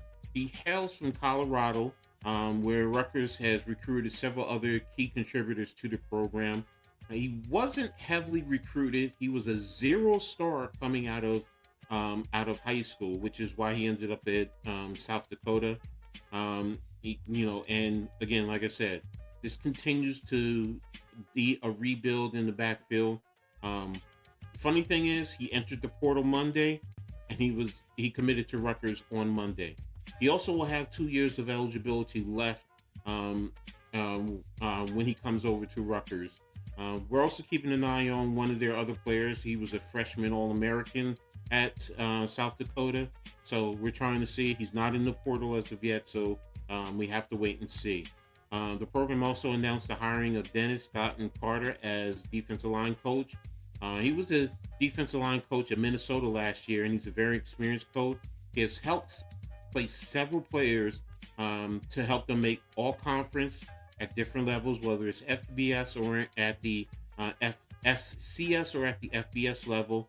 And he's also helped coach players who ended up drafting. One of his defensive linemen went as high as number 3, and I think he's with the Baltimore Ravens right now. So key acquisition, and he's hopefully going to be a key help to the defense, because Rutgers defense was the worst in FBS last year. Little basketball news, just a touch. Rutgers right now moved up from the first round they're avoiding the first round in the Big Ten play right now. They just beat Penn State today. It was a big win. They won by 13 points. So as long as they keep winning on this trajectory, they're going to stay there. They even beat Maryland earlier in the week. So they're doing well right now, starting to do well, playing good defense. So we're going to see what happens going forward from there. And I'm going to move on to some Seton Hall news. Seton Hall tonight, they played Butler. They ended up taking a loss. They were at home, 63-56. They defeated Butler on Sunday, 63-56, but they played DePaul tonight and took a bad loss, 69-57. So it's not a good thing for them to have lost tonight because they were in the 4th spot in the Big East. So they needed this win because they're going to be closing out with some tough games, especially the last game against St. John's. Right now, they're standing at 18-9 overall, 8-8 on the season. So hopefully they can rebound and get back on the winning track. And then I'm going to close out with a little special local news. Montclair State University, right here in Montclair, not too far from me in Montclair, New Jersey. Can't stand them. They were my arch rivals. They're currently the number 1 team in Division III basketball. Coming into a big game tonight, they were 24-0. They're led by former Rutgers walk-on Jacob Morales. He's leading the team with 6.1 rebounds. He also is contributing 3.2 assists, 39.6 from 3, 47.9 from the field, and 8-11 from the free throw line. Now he's projected to be a D3 All-American. The Redhawks tonight were playing the College of New Jersey, which is the number 2 team in the conference, which is the New Jersey Athletic Conference. They were playing down in Union, and it was going to be the season finale for both teams in the conference before they start conference play and then eventually the NCAAs. Unfortunately, the Redhawks took their first loss. They lost to the Lions. 94-85 in Ewing. So it was a great story. They were trying to catch the College of New Jersey, because the College of New Jersey, back in the day, they went undefeated to win the national championship, and that's what Montclair State was doing. But College of New Jersey said, "You're not catching us, and if you win the championship, you're gonna have at least one loss, which is to them." So, but still, it's good news. They're still probably going to be ranked tops in D3, if not number one. I'm going to be keeping an eye out on them to see what they do in the NJACs, as well as for the NCAAs in D3. So, and if you want to read the story about Montclair State, what I was talking about, you can go to app.com and look up the story on the Red Hawks and read the story about Morales. So, but there you have it. That's Coach's Corner. Back to you, NYG.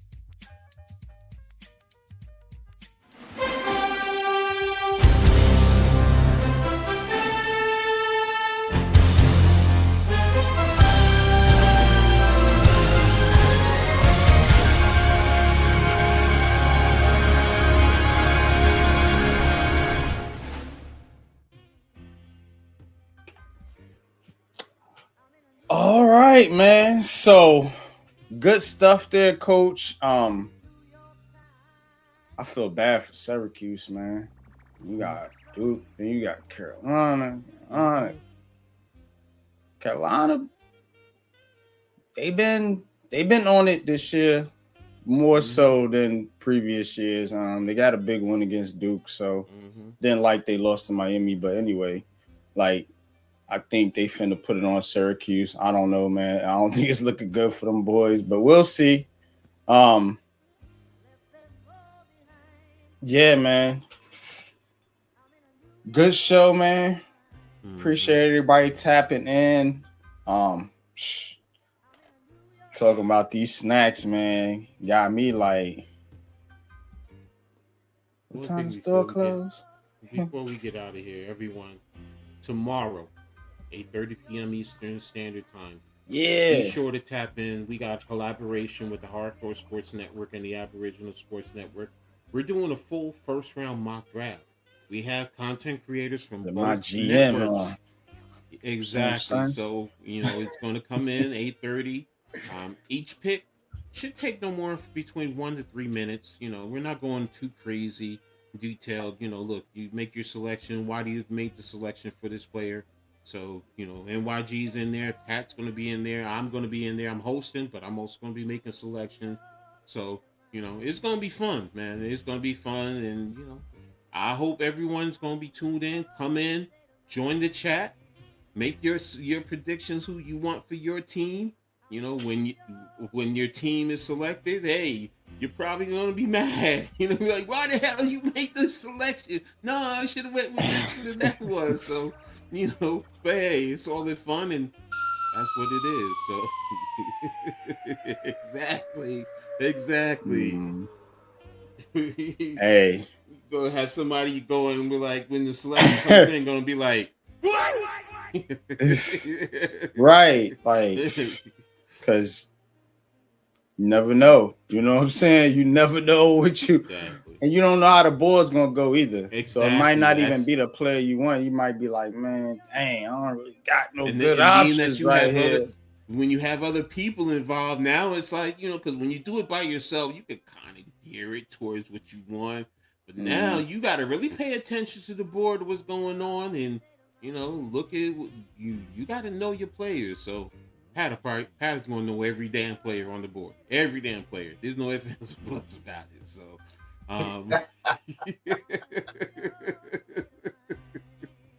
but we all going to know pretty much most of the players on the board. So, and again, like I said, it's a great collaboration, something great, and hopefully it's something new that we're setting up there. Yeah, man. I can't wait.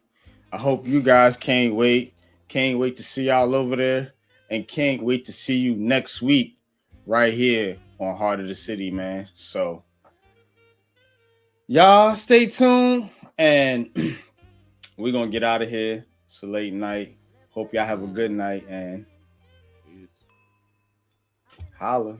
You know how we get down. We up out of here, bro. 2.